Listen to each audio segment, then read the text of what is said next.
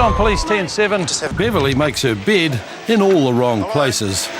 What are you doing in this car? Sorry, I didn't know it was somebody's car. You didn't know it was somebody's car? No, I'm sorry. Is it your car? No. Yeah, it's obviously somebody else's car then, isn't it? If it's not yours. It's open. Also tonight, Dunedin's drunks prove a problem for police. Sam smashes a toy shop window and can offer no explanation. What, were you thinking of grabbing something out of there, or? No, I don't know after it, just bit it. And Dave gets caught in a trap of his own make. Has spotted someone sleeping on the street, and whilst that's not an offence, the location they've chosen has given him cause for concern. Hi, mate. Hello. It's police, buddy. Oh, miss. You're right there. Yeah, I'm alright. How come you're sleeping on the sidewalk in your sleeping bag? I wasn't seeing. Oh, I'm just concerned that you're sleeping on the street, that's all. Okay. Oh, look, on a bit of friendly advice, you can go to the police station if you want. You can sleep in there, in the front foyer. It'll be quieter, and there's cushions. And if not, you can use a phone, call the women's shelter. They'll be able to look after you for the night. But I don't have any money. You don't have, it doesn't cost you anything. They'll take you in for a night, if nothing else. Be better than sleeping on the street. Hey? I'll be arrested. For what? Sleeping on the chair. That's not an offence. You can't get arrested for sleeping on the street. I'm sorry. You'll be fine with that.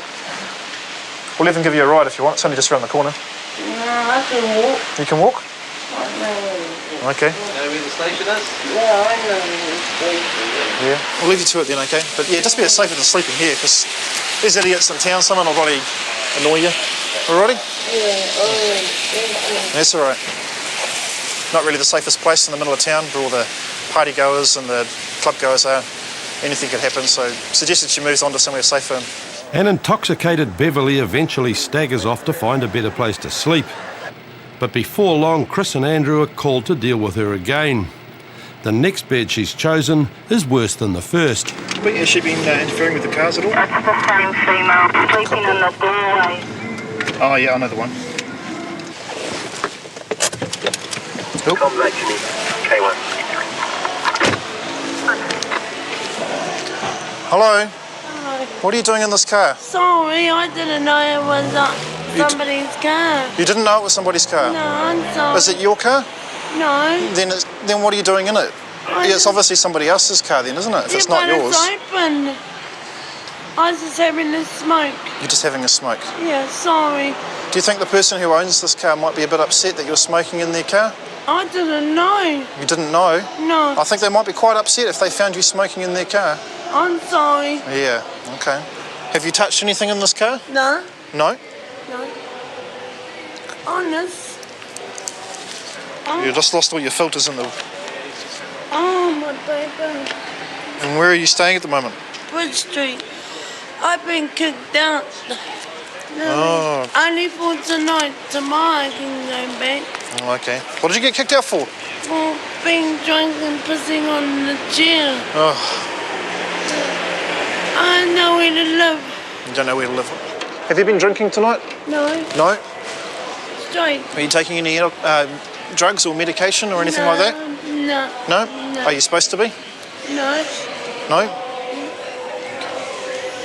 I don't take any drugs. I need marijuana, but No. I already smoke all my It's marijuana. fine. Got none left? No, Oh. I smoke the whole lot. Have you been in trouble with the police before? No.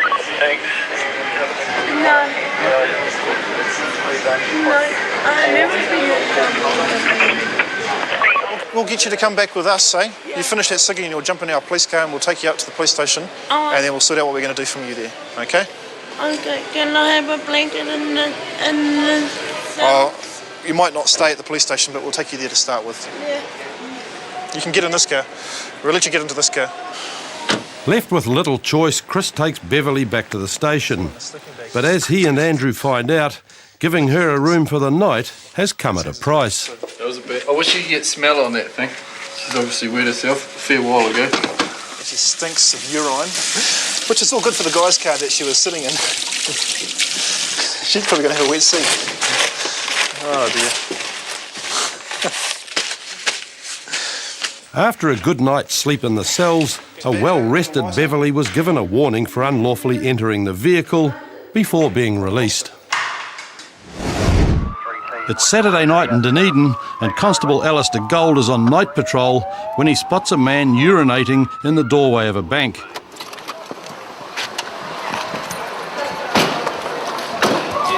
Alistair is quick to catch the urinator, Dave, and places him under arrest. Piss against there, mate. Yeah, I just saw you piss against there, mate. No, it's harmless. Hop in the back there, mate. It's fucking bullshit. It's not bullshit. Dave's protesting mates momentarily divert Alistair's attention, and Dave sees this as the ideal opportunity to do a runner. Come here. Yeah, sure. Can you climb over, mate? What are you doing? You having another pee or what? But this public urinator has fallen into a trap of his own making. In his haste to leave the scene of his crime, Dave takes a shortcut through a backyard. Unfortunately, this isn't such a good idea. The backyard is a sunken garden, and Dave's escape plan comes to a humiliating end. Holes in those bricks. Climb up, mate, bricks. Climb up the bricks. Here, mate. Here's your The only way out of this is up. Alistair is joined by Constables Jamie McDonald and Nigel Gilbert to assist the escape artist out of his dilemma. But Dave is having trouble following sensible instruction. Now climb up, quick. Come on. What's wrong with you, man? You never learnt to climb. No, Come on. Stop pissing around. it's hitting my right arm. Well, Yeah, I tried to. come on. Go. I'm trying to, bro. Use your feet. Use your feet, boy. Come on, guys. Bro, no, you know you Go away. No, I was trying. Right, see that tree over there, mate? Go to there. Climb up it. See where those guys are. There's a branch here, fella. Dave takes Alistair's advice and he rediscovers his climbing skills. Yep, just hit the deck. This time you've got I've seen you before. What's your name? You see those? What's your last name? Maybe I haven't. Just get my foot over this. Yeah, mate. You're from Skip.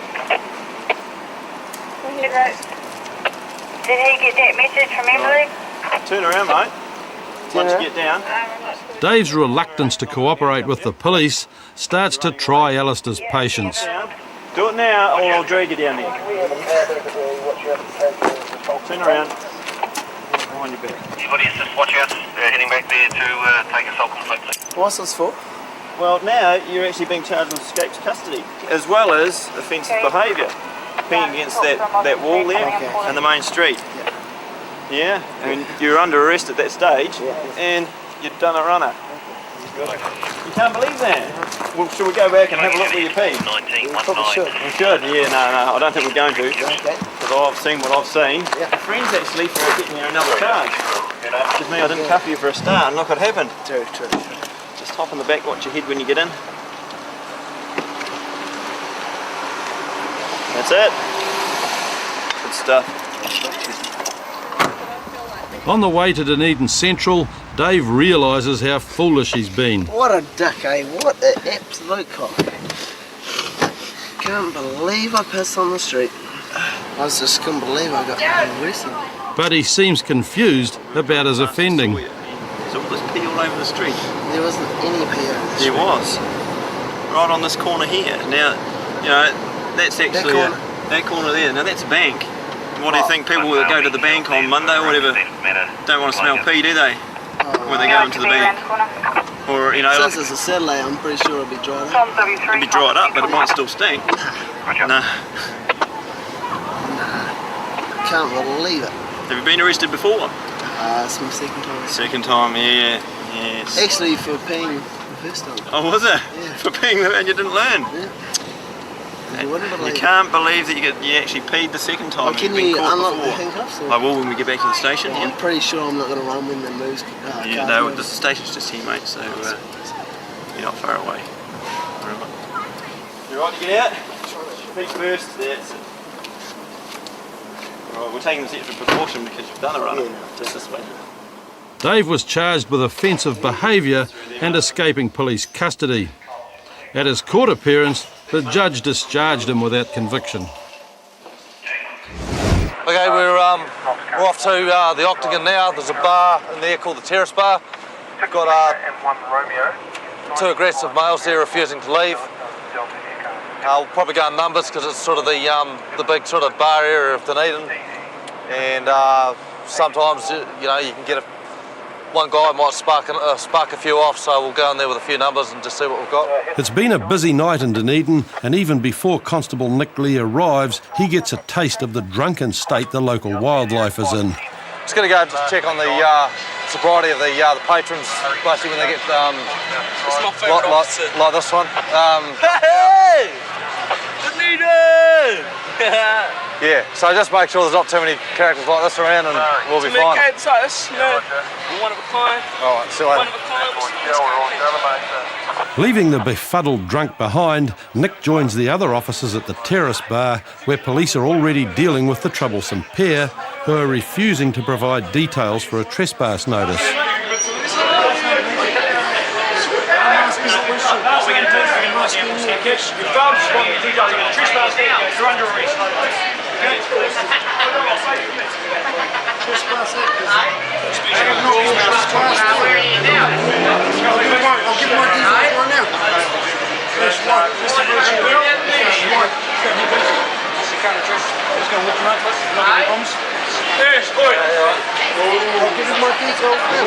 But Jim's eventual decision to cooperate is too little too late, and as his rights are read, his mate John decides to protest in a more physical manner. We've got you, what? Yeah, okay.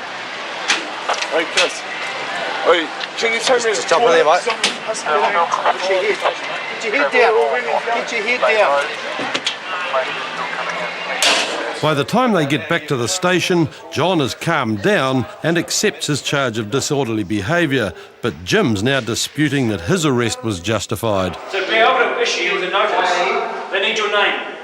To be able to write it on the notice. They didn't ask me to trespass. I wasn't trespassing at the time. They didn't ask for details. It was false pretenses why they asked me to leave. And I listened to my call. You used to have information. And I didn't. Why should I have to do that? But the drunken protest won't get him anywhere. Jim's already earned himself an evening in the cells, and later in court he would receive a conviction for failing to supply details and trespass. But as Jim finally accepts his night's reached an unhappy end, the police shift heats up and Nick's called to aid another unit in pursuit of a stolen taxi van. If there is any unjustified risk to any person, you are to abandon pursuit immediately. Do you understand? Basically, we were off with got a job following this taxi driver, and they're in pursuit at the moment. The guy's failing to stop. Cops will give us quarter positions. Try to catch them. Police are led on a wild goose chase through Dunedin's back streets, but eventually the taxi thief gives up. That's that little boy from Bit of pursuit all around the central business district, up through the industrial area here. Looks like it was only one offender, but it may be that he's dumped off a whole heap of others, guys. So yeah, we'll take it back to central. He's under arrest, and we'll have a bit of the announcement about what he's been up to tonight. Constable Hugh Tate accompanies Paul back to the police station, and on the way there he reveals how the theft was an emotional reaction to being dumped. When I was in that sort of a fucked off mood and half pissed, so I just done it. And there was a taxi just left there going with the keys in it, so I just jumped in and drove off. Done a runner from the police. Also there to cause trouble, just wanted to drive a vehicle, so the result of the blood test may be used. But Paul's desire to drive away his relationship woes has left him with a whole raft of new problems. Just completed the breath test. He's blowing 600 milligrams of alcohol per minute breath. Paul's only 18 years of age, so the maximum level is 150, so he's 4 times over the limit for someone of his age. He's also a disqualified driver, so he shouldn't be driving anyway. And he's also stolen the taxi, obviously, so lost it. It hasn't been his night so far. You know, I can't turn back time, change what happened. So we've got to go with it. Paul couldn't turn back time, and he was convicted on charges of stealing and damaging the taxi and reckless driving. He was sentenced to 8 months in prison and ordered to pay $890 in reparations. For exceeding the blood alcohol limit, he was disqualified from driving for 18 months. Constables Joseph Pratt and Fraser Simpson are on their way to an accident on the edge of Hamilton City. 4107. A young woman's been hit by a car as she walked along the road, and she's had to be pulled from under another vehicle. Yeah. What do you estimate their speed to be at? About 78? Yes. From what I've been told by one of the witnesses, the guy driving the Commodore here has been sitting behind the white vehicle in the right-hand lane. He's moved into the left-hand lane to overtake the white vehicle on the inside, which is fine because it's double lanes. However, the girl was walking across the left-hand side of the lane, and he's struck her on the front left-hand side of the vehicle. She's ended up underneath that other car over there, and they've lifted that car off her, and then basically we've arrived shortly afterwards. Pretty high, eh? Further inquiries suggested that none of the drivers had done anything illegal, and nobody was charged in relation to the accident. And although the woman had bounced off one car and been hit by another, she seemed to have escaped any serious injury. Serious facial injuries, you know, quite bad lacerations, but doesn't seem to be any broken bones. She's lucky. Very lucky. She's lucky to be alive. Right, so that's good, thanks. As Joseph and Fraser continue their patrol, they come across a smashed window at Jumping Jack's toy shop. Go ahead. A male wearing a white t-shirt. Just reading the text here, Maris/Cork. Approximately 20 years of age. The window's been destroyed by a rubber cone from some nearby roadworks. Comms I43.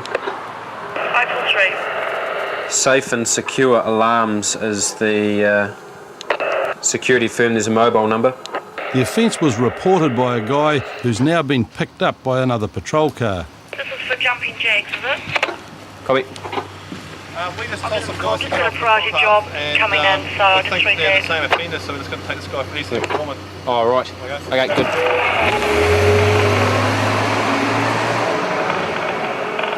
Chris has got the informant with him now and seems to think that the offender could be down Victoria Street, so he's taken him off to identify him. It's just so pointless, eh? You know, you're walking home after a good night or whatever and then throwing a cone through the window. And then, you know, this place here obviously would probably struggle to stay open, you know, with the old warehouse and all those sort of things, and then they're going to fork out for a window that I'd say costs about $1,000. At least, yeah. It only takes a few minutes for the other patrol car to return with the offender. His name's Sam, and he's had far too much to drink. What was his guts with there? Just not too sure. Hey? Not too sure. You're not too sure? Thinking. Yeah. Pretty big window, eh? Be an expensive one to repair. Be an expensive night out for you. Unfortunately, one of those things that alcohol seems to do to people, eh? Hey, what did you take out of there? Anything? Just put the cone through it, and then as soon as I hit it smashed, it just ran. Oh, yeah.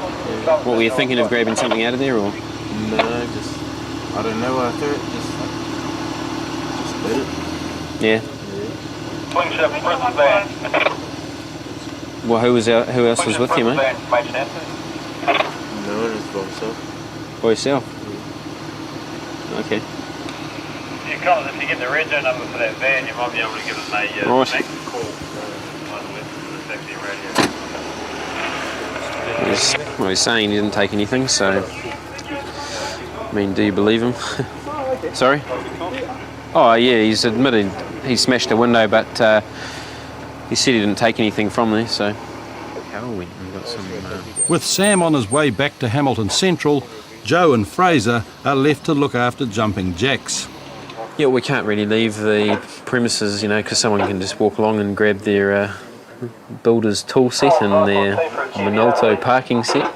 So we just wait here and make sure nothing gets taken out of the shop. Wait for the glazier to arrive, get the premises secure. That's about all we can do tonight. Yeah. The offender, Sam, was convicted of willful damage and ordered to pay compensation for a very expensive window. So what's your estimation that the replacement cost him? Well, I think a couple of $1,000. $2,000, you reckon? Next week on Police 10-7, Rotorua Police deal with a tangled triangle of love and trespass. I want to get him. He's my man. Yeah. What's your name? He's been playing around with it. Play-fighting Scarfies are caught out by Dunedin Police. You're going to come back to the station with me. Yeah. All right, you're under arrest for disorderly behaviour. Just me? Oh, and one of your mates is. And Dunedin Constable Mel Aitken takes a risk in giving assistance to an inebriated student. Now, are you gonna throw up in my car if we put you in? Suspected thief trying to make a getaway on a push bike. Came out to get into the car. Somebody's tried to smash the back rear window on the right-hand side because my computer bag and everything is foolishly left it there. Come and talk with me, mate. What's going on? Basically, I was riding down here, just riding around on my bike. I'm waiting for mates, and then the next minute I'm riding on the road, and these dudes attack me, push me off my bike, start smashing me, and then tell me you did. Yeah. Just talk to me. Just talk to me. What's been going on? Tom protests his innocence and claims he's received damage to a delicate part of his anatomy. But police are more interested in his public behaviour than his private parts. Why do you think these guys have jumped all over you? I mean, why do they suspect you of doing something bad? I don't know. I always ride my bike around here, but I don't break into vehicles. The story gets weaker as Tom's claim to be waiting for a friend comes under scrutiny. So you've just been texting him, have you? Saying what? That you're going to meet him here? Yeah, because people always come and meet down here. You got those texts on your phone? Can you show me them, or are you lying to me? This phone doesn't have sent items. It's too old. It sounds a bit odd. Is he in your phone book? No, I don't have him under there. I know his number off by heart. No, well, that doesn't sound like you're telling me the truth. Oh, you just told me that you're texting him. I know all my mates' numbers off by heart, but yeah, I'll show you. So every time you want to text, listen to me. Every time you want to text them, you have to put the whole number in. Yeah, this is a number. You don't say them in your phone book. Does it sound a bit odd to you? I know it does. And with his story falling apart, Tom offers to bear everything. I'll pull my pants down for you. No, don't pull them down. No, that's fine. You had any history with the police before? Yeah. Before? Yeah, stealing cars? No. Breaking into cars? No, possession of drugs and stuff. Yep. But a background check is his final undoing when it confirms what Tama already suspects. Those theft X car cons, how old are they? They're all either last year or this year, over. So you got a few charges for stealing stuff out of cars. What can you tell me about that? Yeah, that was ages ago. No, it was last year. Yeah. That's not ages ago. Yeah, I was driving and I was in town and I did take something from my car, but... Yep, you got two charges. Okay, that's one. What's the second one about? Second one, that would have been...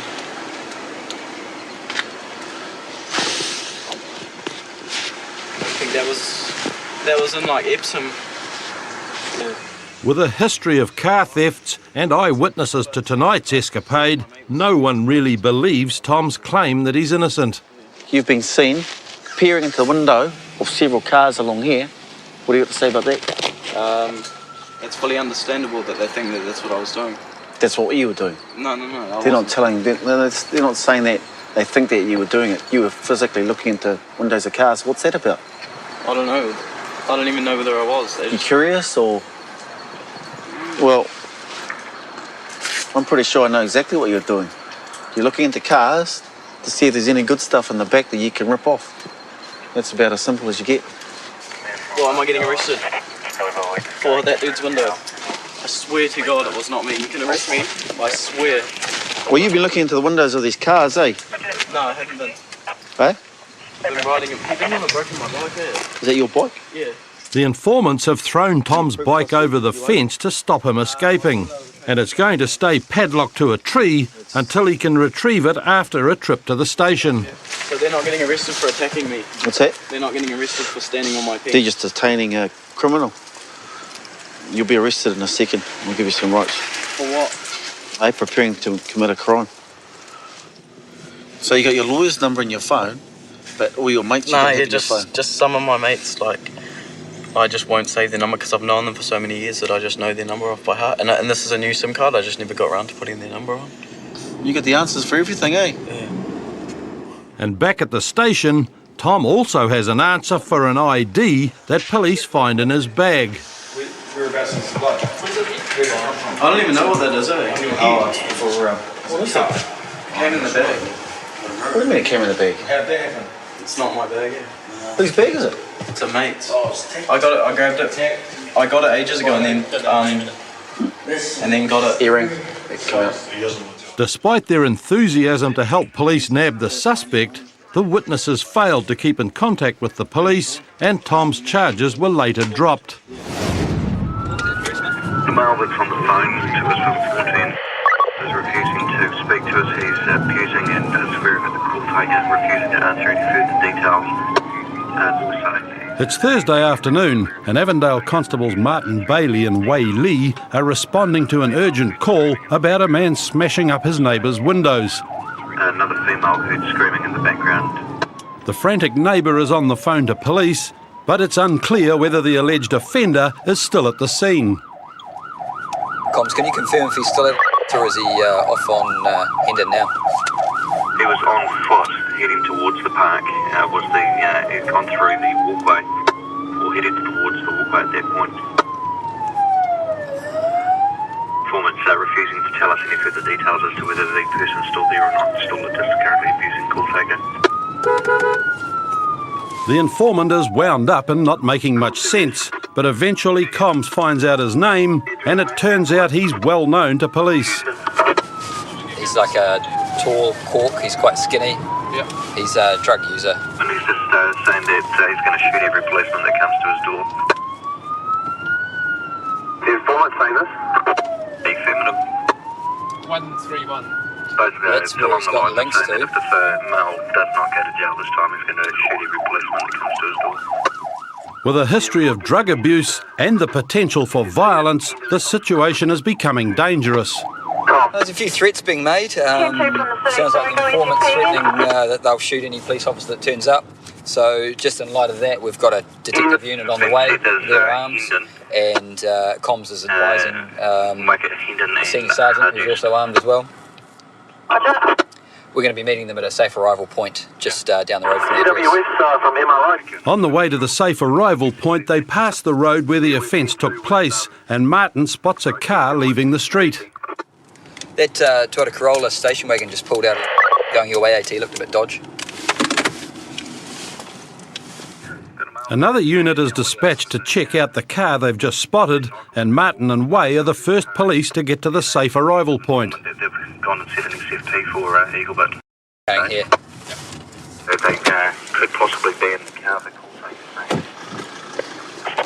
Hi, did you see anyone dodgy in the park, run through the park? There was a couple of guys that went through, one with a jumper over his head and one with like dreads. Was that just now? Just right now. And where have they gone? They were cutting across the Oh, going back towards Hendon.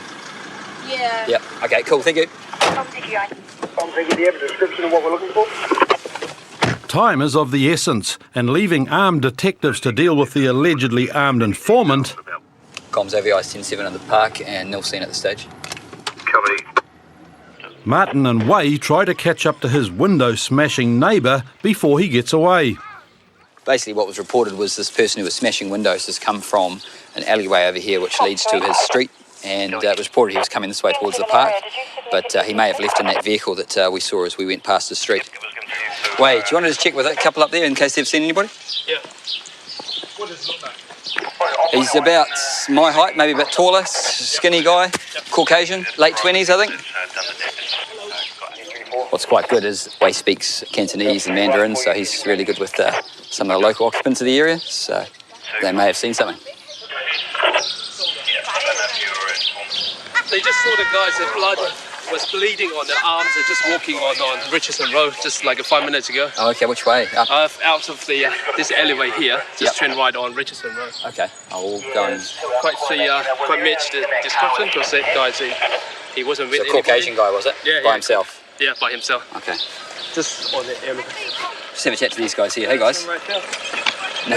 With the thing on his hand. Oh, that guy there, is it? Yeah, that's it. Yep. Wait! Comms, AVI. Finally, they've got the offender in their sights. Comms from AVI. Probably character doing your description. The informant wouldn't give us any details. Here, comms, it's AVI. We're just going off with someone in the park. G'day, mate. Do you want to have a word to us? Yeah, just in my street, please. Police have been searching the surrounding streets, and in a nearby park, they've just come across Ryan. Yeah. Hey, show us your arm, mate. Do you need an ambulance? Yeah, I need surgery, bro. Do you? Oh, well, let's have a look, eh? Let's have a look, eh? And with deep cuts all over his arms, police are sure they've found the window smasher. But Ryan is making some serious accusations of his own. Comms, AVI. Yeah, it's definitely him. Just coming out into it now from the alleyway from the park. AVI, you come to RSK. Just going into it from the park now, just following him. So what's been happening? Just raped my girlfriend and something else. What happened? You raped my girlfriend. How do you know that? Just stay there. Just stay there. I'm not going to hurt you. Yeah. Show us your arm, eh? So, just show us your arm, mate, because you might need an ambulance, eh? Yeah. We might oh, yeah, just stay. Receiving. My mum's coming to my house. My workmate's Yeah, here. well, let's walk down there, eh? Where's... This guy here just raped my girlfriend. Yeah, well, let's go down here and have a chat, eh? Screaming, naming. Yeah. Did they leave in that car? They're in the house, I think. They're in the house? All they when they was trying to open the door. Were they in a... There's like 20 of them in the house. Yeah. Were they in a car? Did they have a car? They had 4 cars. Yeah. And this is your girlfriend here, is it? This is my girlfriend here. Yeah. And raped. They raped her. Let's go. Hey, wait.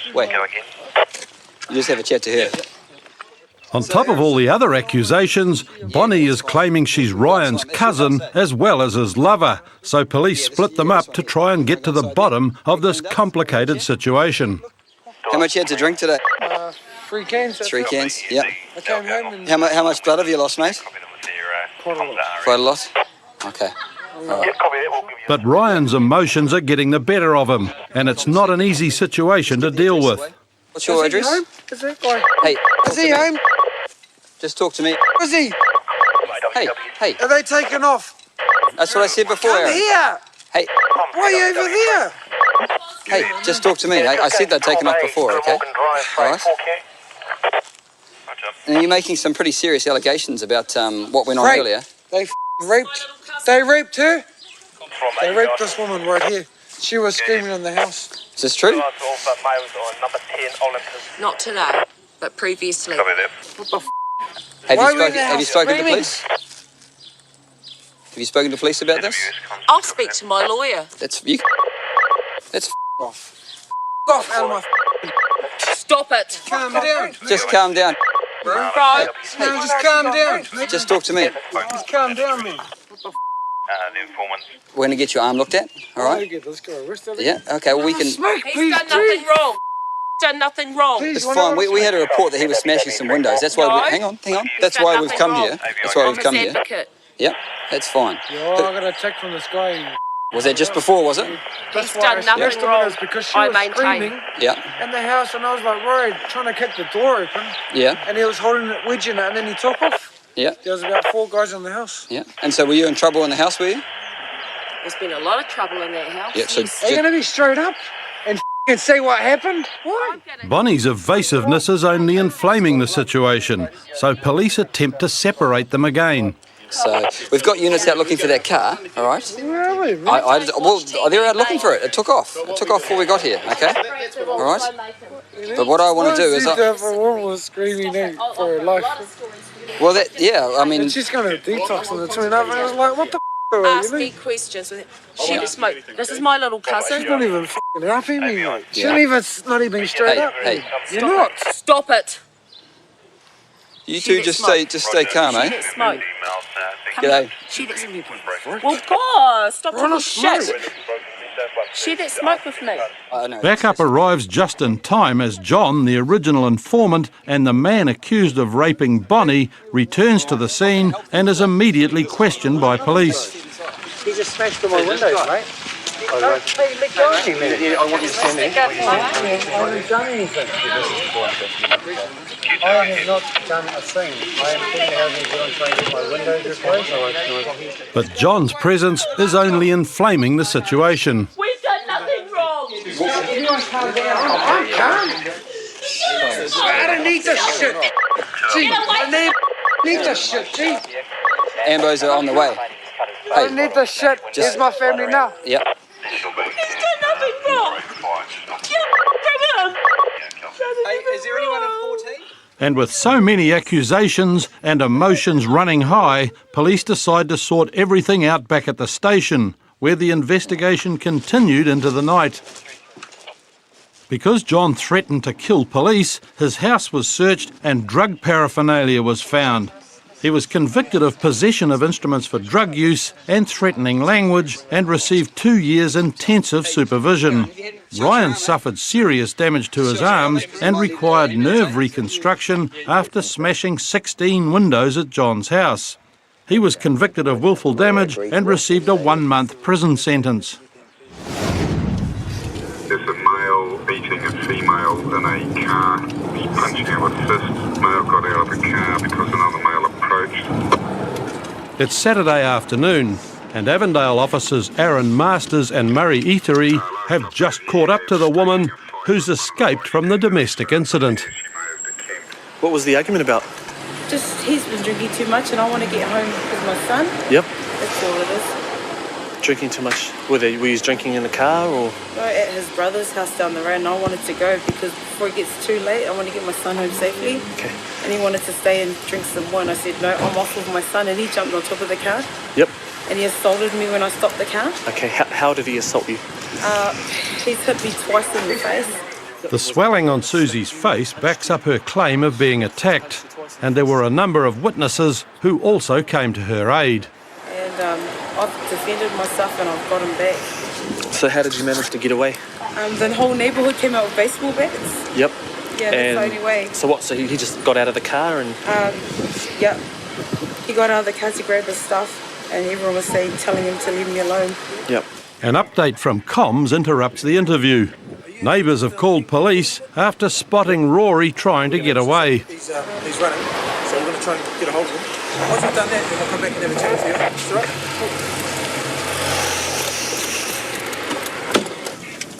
Got an offender on foot in Kingsland, 2nd Avenue. He's decamping through property, so... But in the short time it takes police to arrive on the scene, another unit has already managed to chase Rory down and handcuff him.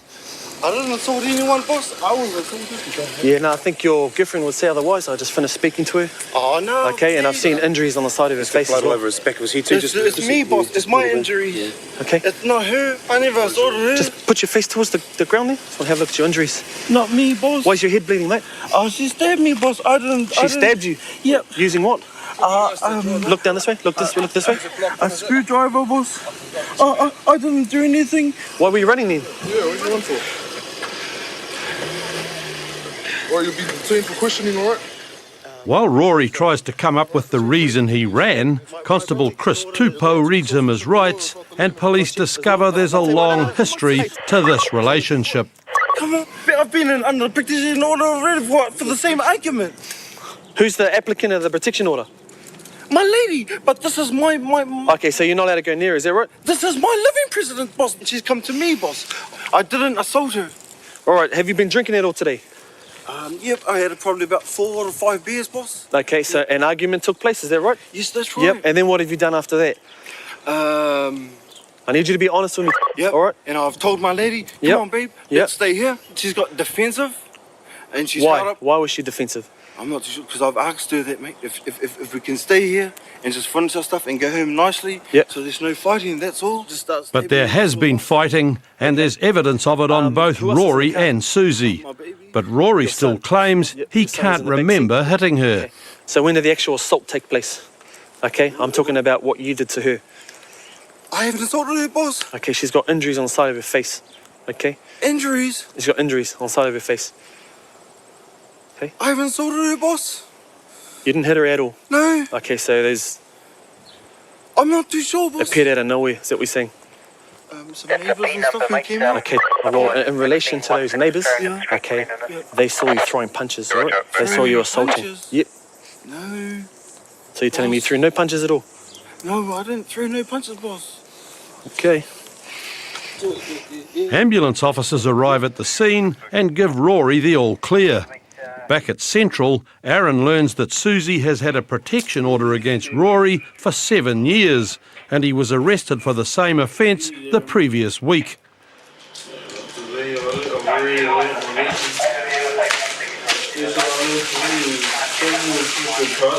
You've learnt a lesson because you really did smack her, didn't you? That's why you've learnt a lesson. Okay. You told me it was self-defence, but it wasn't really. It's self-defence, bro. What lesson have you learnt in it for self-defence? The lesson, I learnt my lesson last week. Okay, the lesson you learnt last week would have been the same thing that happened tonight, okay? Man, bro. She attacked me, bro. She was protecting herself. Yeah, but how can you protect yourself? Because you're punching her, mate. You're punching her. What's she supposed to do? Sit there and take it? I didn't punch you, bro. Okay, well, you tell the judge, Daddy. I didn't punch you, bro. But Rory never would have to explain to the judge. When he went to court, the case was dismissed after Susie failed to appear. Next week on Police 10-7, a paranoid thief... I'm suing you for telling false information. So everybody else is just lying. It's just a conspiracy against you, eh? uses the law to fight the law. I know my lawyer's going to you up. Law.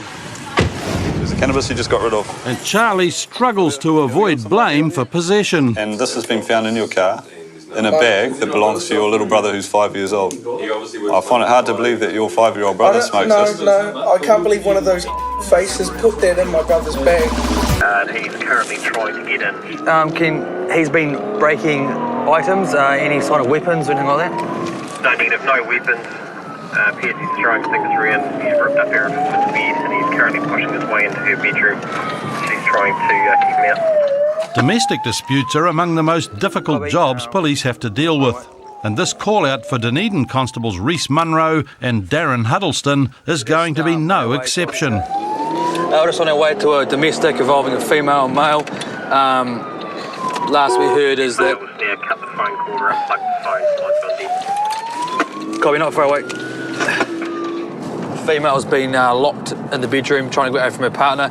He's smashing. Last reports he's broken into the room, cut the phone cord. So we'll see what we can do. Let's just stop here. Copy 10-7. The address and its occupants are well known to police, and when they arrive, they find Gary already waiting for them. We want to find out what's going on. Well, nothing's happened. Well, that's what we're trying to find. You can help come out. No, we want to talk. Hey, yeah. Just have a yarn to... Is it? Hi, I'm Rhys, officer from Dunedin Police. How are you? Right, what's been going on? I know, you drank too much and started screaming. Yeah?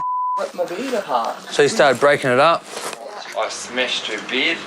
I punched a hole through the wall in my bedroom. I've got scars to show it. I've got bandage here. But I'll never touch another female human in my life. Gary is extremely drunk, and in spite of the initial admission, he quickly becomes volatile. I don't mind speaking on myself. I don't mind shit. Come on, mate. Hey, we're here to work away. Through my house. I'm speaking to your partner. You cannot walk through my house. You are not allowed to. Put your hands behind your back, mate. Stand up. Stand up. Thanks. I'm Q132. Ow, ow, ow, ow, ow. Ow. Right, now... He's under arrest for intimidating behaviour, okay? Thanks. Thanks. Oh. Sorry about that. He's out for you, you know? Sit down. Oh well. Don't be so violent. Stay down, aren't you? Why are you so violent? Why don't you just sit down? When the verbal taunts don't work, Gary decides to use his head.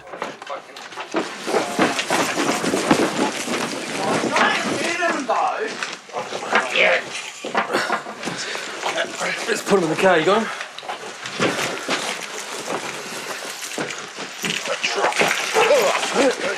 Ow!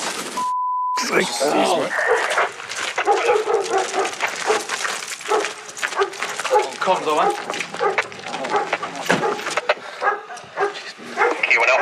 This is disgusting. You're worse than the South African police. Hey, mate, we don't take any chances when you've already tried to headbutt a policeman, okay? No shit, I'm not deaf, you freak. I'm not f***ing deaf, you freak. God. Well, I hope you can tolerate it, you understand that? I'm not f***ing deaf, you come over court.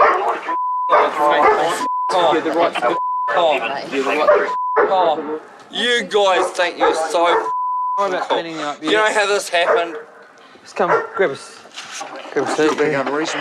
This happened through a f***ing roast beef meal. And you guys are f***ing wasting my money, your own money, and let's go to f***ing court. We will be doing that. Don't worry about that. F*** off, you f***ing idiot. Shut the door, I'm cold. We'll do all that at the station. Pardon? We'll do all this shit at the station. Just when it seems like Gary has calmed down, he makes another bad call. You're not going to kick him? Yeah, I am with a camera on.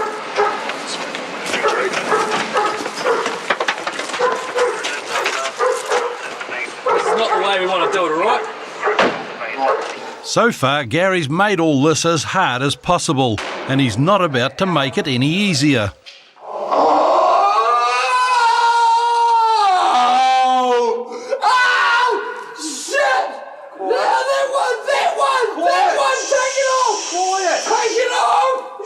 Come on, quiet. We're Take it off! You cruel wanker! Hey. Why did you put it? Look, camera, look. Hey. Look.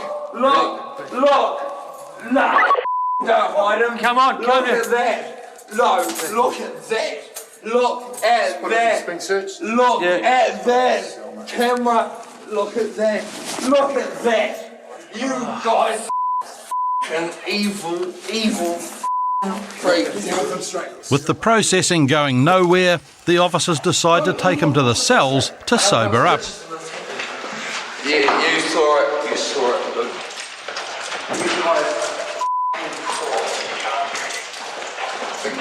dude. Ow. You did that. You are the loser, you What they call you? Eyes? Nose? It wasn't too bad to deal with at first, until he got a bit excited about it all and eventually placed in handcuffs and eventually took the headbutt.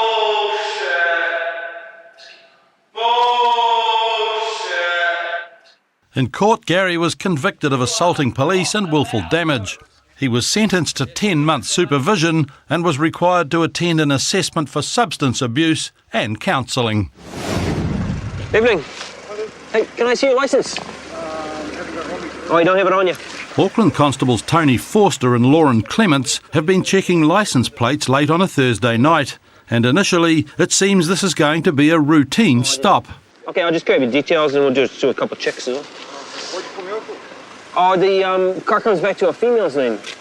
Just, oh, your girlfriend, okay. What's her name? Okay, good. And you said you're on curfew. Well, what time's your curfew start? 9 o'clock. At 9 o'clock it starts. All right, stay put, okay? He's breaching his bail. He's on charges for some theft, assaulting police, possession of drugs. So he's supposed to be at his house between the hours of 9 o'clock and 7 a.m.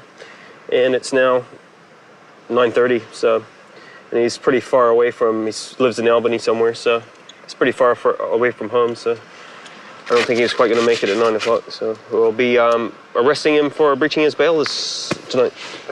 Go have a chat with him.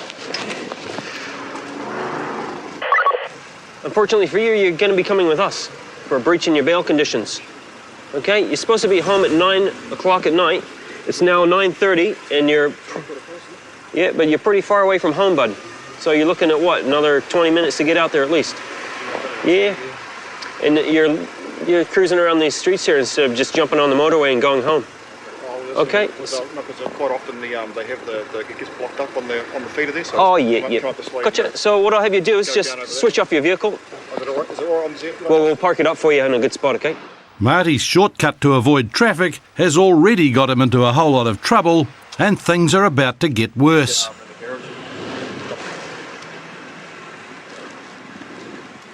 Well, you got it tucked in there, that's for sure. What do you use that for? You don't know? And as if the P-pipe isn't bad enough, Tony's search of Marty's car reveals more incriminating evidence. Yeah, I've just gone to move this gentleman's vehicle. I've just gone to pull the chair forward to my position and pull this bag out containing, as we can see, there's an absolutely huge sum of cash here. All types of denomination, hundreds, 50s. Yeah, we're going to be making a lot more inquiries into relation where this money originates from. There's a few $1,000s in there, man. Yeah, you're rolling around with, I don't know, quite a lot of money. You have no idea about it, huh? What's it? It's not illegal to have money, is it? No. Yeah. What are you doing for work? Sickness. Well, the strange thing is that you'd have so much money, but you'd be on the sickness benefit, you know? Because, well, they don't pay out that much, do they? But the big wad of cash isn't the only suspicious item in Marty's car. Tony's also found several Coke cans with hidden containers inside. If we look carefully down the sides, you can see white. It looks like white tablets, but it's actually quite solid. Again, a lot of investigation is going to have to be done into these items and see what they actually are. It's quite possible that these items were full and now that they're emptied, and that could be why this person has quite a significant amount of money on them. With the evidence mounting, Marty's taken back to Auckland Central, where Lauren investigates the cans further. They really do weigh this pretty much the same as a real can of soda, but they're just have screw-off tops, and they can put whatever they want inside of there. Or they could probably hide money or the drugs or whatnot in there. And it just feels like a normal can of soda. It even sounds like it if you were to shake it out. With no direct link between the money and the drugs, police will hand the cash over to the IRD as evidence of benefit and tax fraud. So we'd just have to send them through the watch house with that cash. We don't have enough to seize it as an exhibit, because there's nothing to link it with drugs. Until Tony finds a meth point bag amongst the money. You can see very small, faint residue. Very small white dots in between the bag that was in the notes. Makes them most interesting. Yeah, I'll go have a chat with Salts about that. But otherwise, we'll have to send them through and get the IRD to come and check it out. In court, Marty was convicted and discharged for possession of a P-pipe. The charge of breaching his curfew was noted on his file, and a charge of receiving was also dismissed. The final tally of the cash was $7,500, but the IRD took no action, and it was all returned to Marty the next day. It's a Wednesday morning, and Constables Brendan Young and Natalie Brown are in Mount Wellington when they're called to investigate a report of an intoxicated woman on the side of the road. Comms NY2, we're off with the woman now. Check.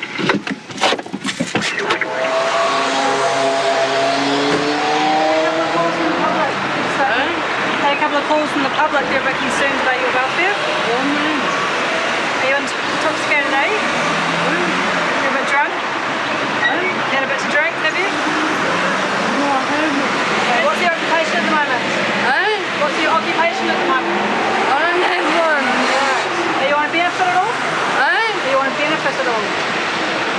No. Members of the public are a bit concerned about you walking out onto the road. They said you're staggering all over the road and you're a bit concerned about you getting hit. how are you going to get home? Walk? Yeah. All the way to Otahu? Yeah. Would you like us to give you a ride to Otahu? That'd be nice. Susie is only just able to appreciate the free ride, but police aren't so happy when they hear her record. She's just flagged for family violence, possession, carries knives, offensive weapons. She's known to us, she has an alias. I'll just give her a quick search. Have you had a couple of drinks? I'll try and go home. Yeah, but have you had a couple of drinks? Yeah. Yeah? Of course I have. Yeah. I'm drinking. I just know, I'm no longer. Sweet. I want some more. What we have to do is my partner's going to give you a bit of a search. My partner's going to give you a bit of a search. What? My partner's going to give you a bit of a search. What for? Because you're not getting into my car until I know what's on you. I haven't done anything. Right, well, I'm asking to search you. So okay, well, we take you home or we arrest you. No, I'm okay, I can walk home. No, you're not okay. So we can take you home or we can arrest you. Either way, I'm going to be searching you. Okay, so can I have your jacket and your bag, please? I haven't done nothing. Okay, I'm searching you, alright? Do you want to just open up your bag? What are all these spray cans for? What are all these for? What do you use the paint for? What do you use the paint for? Pictures, spray them. Are you a painter? Yeah. Yeah? You're not sniffing them, are you? You're not sniffing them, are you? No. Natalie's search reveals no weapons, and though it's obvious that Susie's been huffing, the best thing they can do for her is to get her home. Thank you. Thank you for the ride. Another happy customer, delivered home safely. She's quite grateful that we brought her home. Yeah, at least she's home safe. Who was mobile in a vehicle, now packed up and the address has pointed a firearm at the informant out the window of the car. Officers Daniel Steele and Brian Huggins are in the area and immediately respond to the urgent call-out.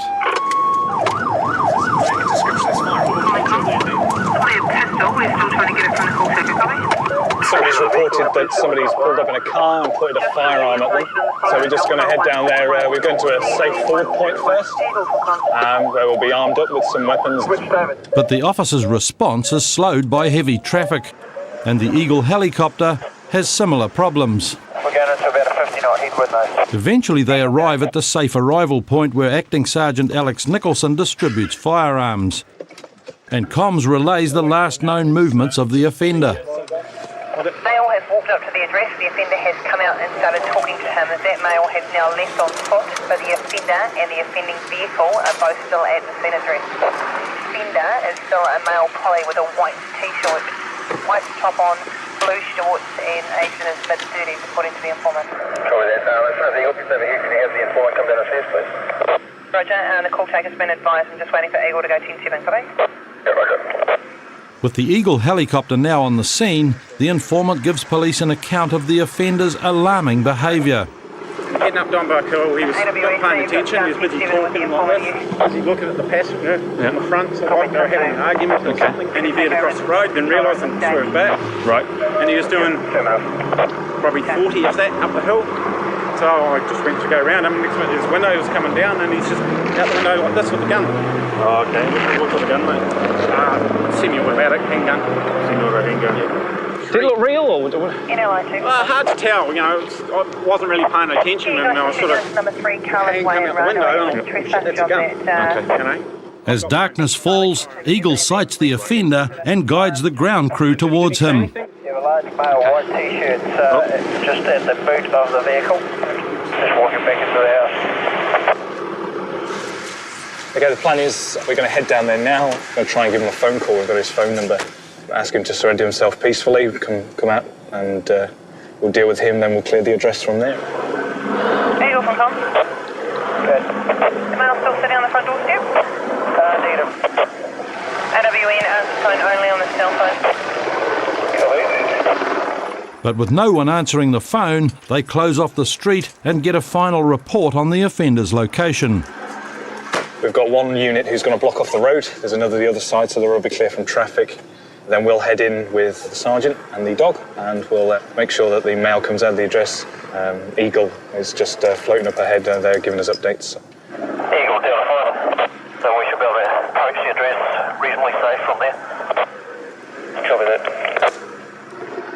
As police close in, weapons are held at the ready. The wrong time for neighbours to get curious.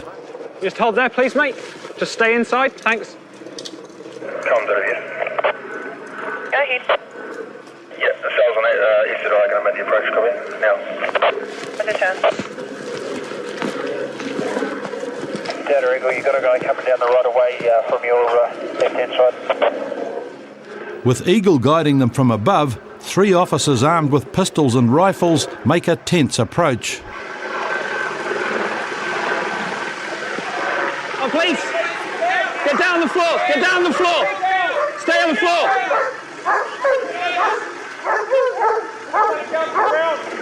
On your stone, mate! Stay there!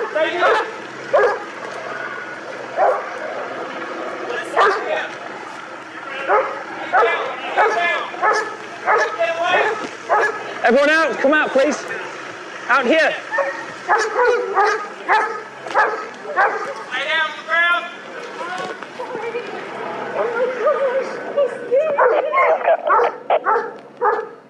Go ahead. Cops Eagle Rebel, sign 29, K, first toll road. I'll be looking at a K9, so I'll let you know when I go off there. I'll find that.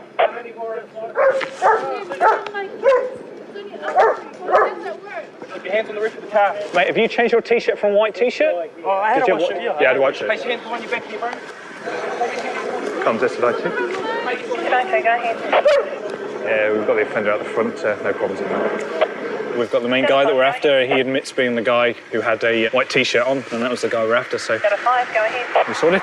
With Wyatt detained, officers search the house for the weapon, and although the occupants deny its existence, they eventually find it hidden in a cuckoo clock. And back at the station, the weapon is found to be a toy, but being stupid with it could have been a fatal mistake for Wyatt. As you can see, it's very realistic. If I saw somebody point that at me and they threatened to shoot me with it, I think I'd shoot them first. So he's very lucky he didn't have it at the time we pulled him up. Wyatt was charged with presenting an object that looks like a firearm, but when it finally went to court, the charge was dismissed. What are you up to? What's your name? Next week on Police 10-7, What's your name? A drunk struggles with the basics. What's your name? What's your name? When cameras catch bandits in the act, the chase is on. Get on the ground!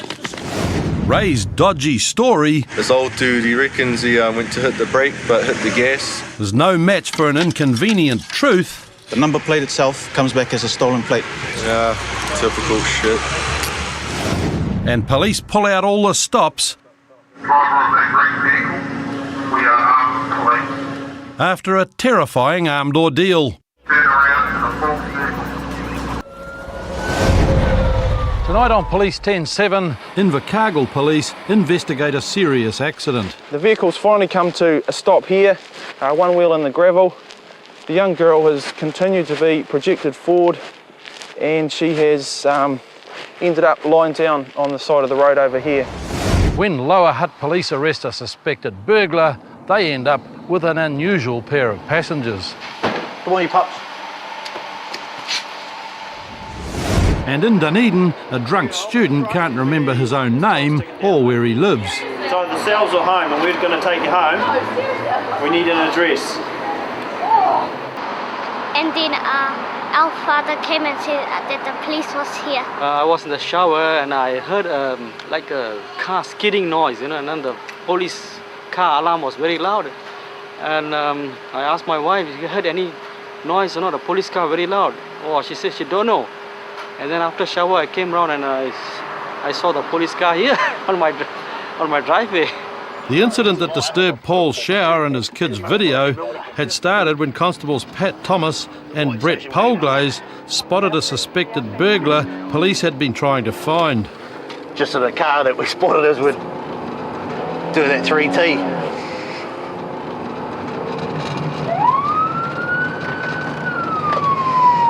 There he is, mate. Yeah, it went left.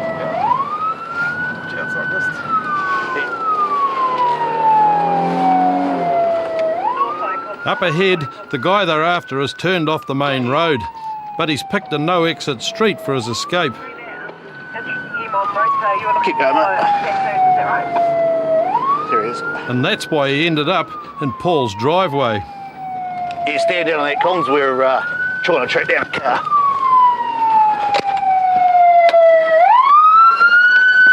Hello, sir. Can I see your licence, please? Oh, I don't have one. You don't have one? What do you do drive if you haven't got a licence?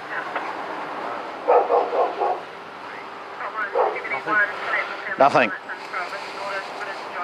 Whose car is it, sir? Have you been caught driving without your licence before? You have. So are you a forbidden driver? You're forbidden? Okay, you're not disqualified or anything like that? Yes, I am disqualified. You're disqualified. What were you disqualified for? Can you just watch him, mate? All right. Yeah, no, you're right sitting there for now. I just get me offside while I do a few checks on your licence, okay? The driver's situation's getting more serious. If he's still disqualified, police will be able to impound his car. Cobbs North T. QP, please. The QP confirms that Mark shouldn't be driving. All right, you're under arrest for driving while disqualified, okay? You're not obliged to say anything. Anything you do say may be given evidence. You have the right to consult and instruct the law without delay in private, and you also have the right to refrain from making a statement. Okay, can you just step out of the car? Turn around and face the car, put your hands behind your back. No, negative. Now, have you got anything on you that you shouldn't have, mate?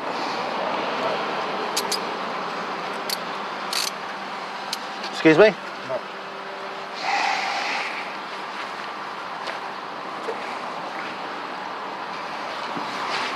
No needles or syringes or anything like that? Now, you know the car gets impounded for 28 days? All right, just go down that way. What are we going to do with your dogs? Somebody. Just come over this way. Yeah, now that we've actually got him arrested and safe in the car, we're just going to wait for the boss. The sergeant is coming up and he can decide on what we're going to do with the car, which is getting impounded anyway. So we'll see that. I'm sure it's going to be searched subsequent to arrest. So we'll see. That's his call when he gets here. Sergeant Grant Ferguson arrives a few minutes later. He's tried to lose us. He's come down here to do a running from us, to get away from us. And they decide that the car can't be searched without a search warrant. Can we have a tow truck, please? This only leaves the problem of Mark's dogs to deal with, and they can't be left behind. Pat Thomas has ridden with a lot of strange passengers during his career, but Sally and Tom have never been in the back of a patrol car.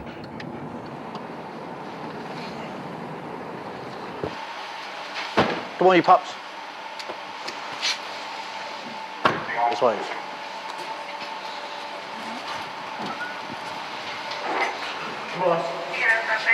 We'll just pick you up from the other side.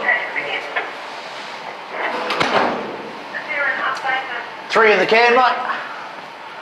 3 in the can. At Lower Hutt Police Station, Mark's put through processing, and Pat tries to find somewhere for Sally and Tom. In there. Get in there. Come on. Get in there. Come on. Hey, that way. Come on. Hey, come here. Come here. Come here. Just a sec, mate. Can you just get the pups in there, please?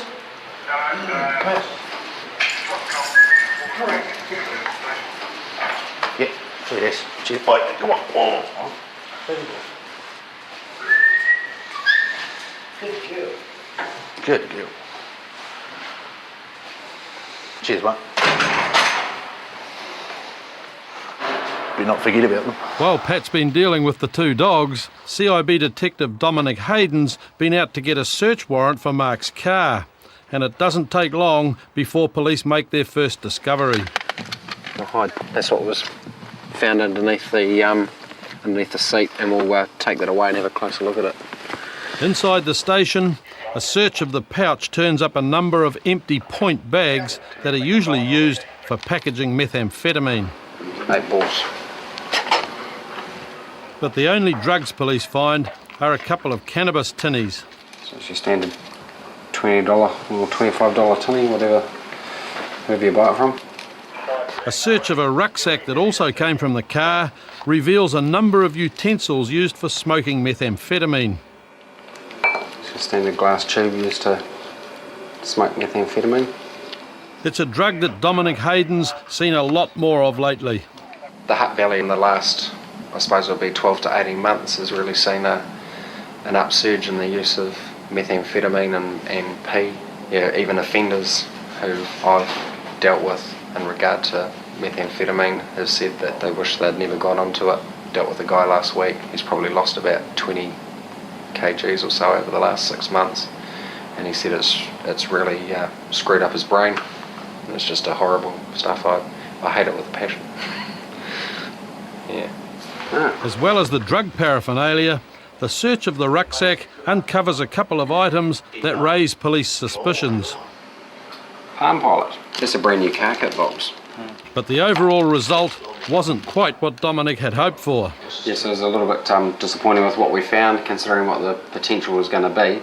Found upwards of about 10 point bags, but they were all empty. There may have been a little bit of residue in a couple of them. But in regard to all the other property, it's pretty suspect of why you've got items from cars and that all stacked up in a bag. So we'll certainly be looking into him in a lot more depth. When Dominic confronted Mark about the contents of the rucksack, Mark had no idea where it all came from. While we executed the search warrant, we found the bag in the back with the property in it as well. The Discman and the Sony, but that's fine. Can you vouch for where that stuff's come from, or is that all yours, or is it stuff? Yeah, that stuff was already in the car. I don't know whose bag. Like, a lot of people go through their car. I borrow their car. A lot of people just use it because. Oh, we'll go and talk about it. Yeah, no worries. Okay, so I'll go and sort that out. At court, Mark was found guilty of driving while disqualified, possession of utensils and possession of cannabis, and he was sentenced to 9 months in prison. It's early evening just north of Invercargill when constables Richard Lindsay and Stephen Malloy are called to a traffic accident. Yeah, we've just been called to a car that's hit a 8-year-old child, unsure of. Well, we know the child's got a broken leg, ambulance is on the way, unsure of the speed of the vehicle at the time, so we'll find out when we get there, I guess. At the scene, people are attending to Sharon, the 8-year-old victim, and the elderly driver of the car is trying to work out how it all happened. Right in front of me here. Okay. Were you driving, were you? I was driving. Okay. And I was just coming along here and this little girl just ran straight into the... As Richard takes the driver back to the patrol car for an initial statement, ambulance officers are trying to work out what injuries Sharon has suffered. Squeeze my fingers. Squeeze my fingers as hard as you can, both sides. Go. You won't hurt me. Good girl. Well done. Well done. Okay. Can you pull your foot towards your face? Your right foot. Can you pull it towards your face? You pull your foot up. Oh, this one. Well done. Good okay, girl. And this one? That's a good girl. Yeah, she's been moving that. You've got an open laceration. Just a laceration here. Initial indications are that Sharon hasn't broken any limbs, and while this is going on, the police investigation is already underway. You'd obviously seen. Had you seen the vehicle there and the people over the other side of the road? But I'm not sure if the people were there because the lady came running from here. Okay. I'm not sure where the husband was. Right, but you saw the vehicle parked there? Yeah, as you're approaching? Yeah, I did see a vehicle parked there, yeah. Sharon's father had stopped his car to look at a block of land on the other side of the road, and Sharon had run after him, straight across the highway and into the path of the oncoming car. So you saw the vehicle on the other side of the road. Did the wee girl come out of the door of the car or around from behind it? Okay. I just saw her almost in front of me. The ambulance officers now have everything in place to move Sharon, and although she's been given painkillers, this is going to hurt. Just you first. You're right, sweetie. Get a few more heads. You happy rolling the head there? Actually, you can come and hold under. You let go there. You're going to feel a metal strap to go under you. Alright, it's not going to hurt. So we're going to put it under you. You hear it click together, and then pick you up. Walk you straight into the ambulance. Alright. There's just put it under when we roll her over. Yeah. You check it back from him. Yeah. Just get you to seal your lips around there and just keep blowing until I say, just around that wee bit there, and just keep blowing until I say stop. That's it, keep going, that's the one. That's what we want to see. Lovely. With the driver passing the compulsory breath test and Sharon on her way to hospital, police have already built up a good picture of what happened immediately after the girl was hit by the car. So she's come all the way down here. The vehicle's been braking the whole time while walking down here.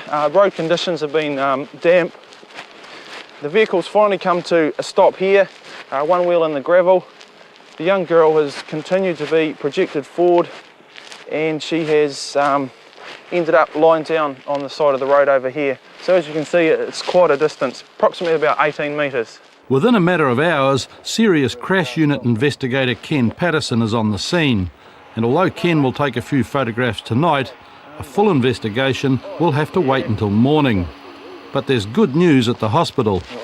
Just uplifted the young girl's property from the hospital, which we need for the investigation, and also just been informed that the wee girl has no broken bones, it's a cut to her leg and some minor injuries, so that's really good to hear. Got that. We can start from the fog line and work your way in. The next day, Ken Patterson was out mapping the scene of the accident with Constable Andy Fraser. Got that.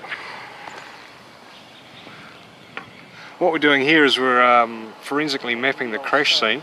Constable Fraser's the prism holder, and we're just marking the position of the Toyota Land Cruiser as it was on the night when the crash happened.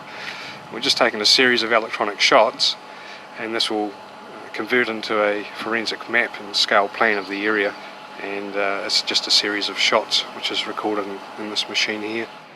Back at the police lockup, officers have marked all the places on the car that made contact with the young girl. Number one here is a portion of the bumper where the thigh or the knee area has struck. Number two, we've got some impression from likely to be clothing. Number three is the indentation area where the upper portion of the body, probably about the hip area, has hit. Number four, it's quite a deep impression. Looks like someone's attacked it with a ball pen hammer. That's likely to be an elbow or a shoulder. Number five, we have a strand of hair from the young lass, which has been placed on the vehicle and is held there. Number six, we've got a smear as she started to come off the vehicle. She's moved over to the left-hand side. Number seven, that's also a mud smear as she's been leaving the vehicle. We believe that to be from her gumboot. So we know she's been on the bonnet for a time, and then as the car's been braking, she's been thrown forward and has tumbled to her final position. Sharon was let out of hospital a few days later, and the crash investigation showed that the driver was not at fault. Although the speed limit for the road was 100 kilometres an hour, the car had been travelling at only 66 kilometres an hour just before the accident, and had slowed to 52 by the time it hit Sharon. It's Saturday night in Dunedin, and Constables Alistair Gold and Matt Gaze are on patrol. Just patrolling the central city and keeping an eye out for general disorder and anything that might come across a lot of young people, intoxicated people, and at this stage just general proactive patrolling. It's not long before a report comes in of a heavily intoxicated student. Got a 1K male who's fallen asleep in the toilet cubicle. It's up to you, what call? Yeah, can we all go and have a look? The 1K call sign means that someone is unconscious from drink or drugs. Okay, flush them out, all right. This is confirmed when Matt and Alistair arrive at the internet cafe, and the manager takes them to the toilet, where they find a young guy passed out on the floor. You want us to do something with him? Oi! Wake up, bud. Yeah, he looks well stacked. But I think he is having a very nice sleep. It doesn't look that nice to me, but... Alright, he hasn't come from your cafe though? Yeah, he's not one of our customers. The officers decide to bring in the paddy wagon. We might bring the TP truck because he's not coming in. He's actually occupying our toilet. Yep, but we'll have to go back to the station. If you want to do that, I'll get him downstairs. Sure? Yeah, I'll just... Alright, he's not coming in the car. I'm just going to grab up. Yeah, that's a good idea. No, that's fine, mate. We'll take him away for you. While Alistair gets the truck, Matt's left with the hard job of getting the guy back on his feet. Alright, come on, Phil. Hey, go. Alright, let's go. You what? Wish you could. Wish you could? Yeah, I've heard of you. You what? Give us a break, man. Gives you a break? Yeah. Alright, go with us, mate. Can you stand up? Really can. Can you stand up? Alright, do that for us, eh? Around. Oh. Yeah, mind the walls. Yep, and that one. And straight ahead. Left turn. Good. You alright? Yeah, brilliant. Alright. Keep stepping down there. Lean on that wall, eh? Right, check yourself over here. Go on. The young man's legs seem to be in working order, but his ability to speak is clearly impaired. Where do you live, bud? Alexandra, man. Where? Alexandra, man. You what? Alexandra, man. Where do you live? We're going to hop in the truck and we're going to take you home. Alright? Hey, you can live here, man. What's that? I'm seriously wrong, man. You're seriously. Hey, Goldie. Yep. Can you understand this boy? Where does he live? I'll show him. Where do you live, mate? Hey, where? Hey, like I said, if you can't tell us where you live, you're going to have to go in the cells, and we don't want that. And I bet you'd rather go home. Yeah, I really think. You what? Quickly. It's time's ticking down, mate. So the cells are home, and we're going to take you home. We need an address. Can I see your address? Nah, right, that's it. What's your phone number at home, mate? What's your phone number? Give us a look at your wallet. Let's have a look at your name. If you got time there, but seriously, it's not reflecting there. I'm seriously too long. Do you know your home phone? Do you know your phone number at home? 321, it's all okay. You haven't got a wallet? This guy's going to get a nice ride. With no wallet and no identification, the officers have no choice but to take him back to the station. No, they're on the floor. Okay, hop out, I'll get them for you, mate. Yeah, okay, I've had a lot of think this time, man. Yeah, a lot of think. Alright. Okay. Hold on to the door there. Hold on to that. At the station, Senior Sergeant Steve Aitken discovers that this mystery man is a very long way from home, 362 kilometres away. What city are we in? In Teamwork. We're in Christchurch. Yeah. What do you do in Christchurch? I'm an engineer. An engineer in the army? Well, I'd like to be. You'd like to be in the army? Seriously. But you're not in the army now? Yes, there are certain precautions about And you live in Christchurch? I do. And you went out drinking in Christchurch tonight? Yes. Okay, so you're at the Christchurch police station, that's what you think? Not exactly. Not exactly? Yes, between there and the police station. Between Christchurch and the police station? Yes, I believe. In which city? In Christchurch. Okay, would it come as a big surprise to you if I told you were in Dunedin? No. No, it wouldn't? No, it would not. So you went out drinking where? In Christchurch? Yes. And it doesn't surprise you that you've ended up in Dunedin? No. That's good. How's that? Because you're in Dunedin. In no shape to head back to Christchurch, this long-distance drinker is given a bed for the night. Next week on Police 10-7, a burglar caught red-handed thinks he's been dealt a raw deal. You wouldn't really think that the pigs would get involved if you're going to go steal someone's dough. You wouldn't think the owner of the house was going to ring up and say, "Hey, someone can't steal my dough." An Auckland boy racer gets caught out racing on the motorway. What were you thinking? Auckland police find double trouble at a supermarket car park with a turf war over newspaper deliveries. He said, "Because I'm just a fucking idiot like you," and then he hit me. And a man teaching himself to drive learns the hard way. Have you got a driver's license? Tonight on Police 10-7, an Invercargill burglar caught with someone else's cannabis thinks he's been dealt a raw deal. You wouldn't think the owner of the house was going to ring up and say, "Hey, someone can't steal my dough." Auckland boy racer gets caught out racing on the motorway. What were you thinking? Auckland police find double trouble at a supermarket car park with a turf war over newspaper deliveries. Why can you? He said, because I'm just a fucking idiot like you, and then he hit me. And a man teaching himself to drive learns the hard way how not to do it. The pinball was his mate says... We're on patrol in Blockhouse Bay. You get up to Freetown Blockhouse Bay, car park there, informant says the boss has just punched him in the face. The rear of the loading dock to Freetown, quick. At the scene of the alleged assault, they find a couple of guys sorting newspapers and an angry man called Jack. That's okay. You called us? Yeah, I called you, yeah. Oh, okay, what's actually happened? I came into, I've had 2 days off, right, I had an operation.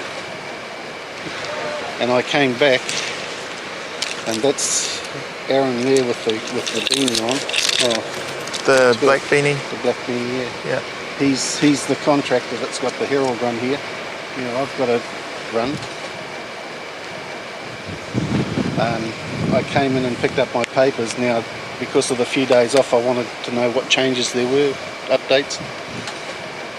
He came over here to get them, and I thought, oh, there's not going to be that many anyway, so I'll go because I've got to take my wife to work at 6 o'clock. Anyway, I went, and he rang me when I was just down the road, and he was abusive on the phone, so I said, look, Aaron, if that's your attitude, I'll bring the papers back, you can do the run yourself.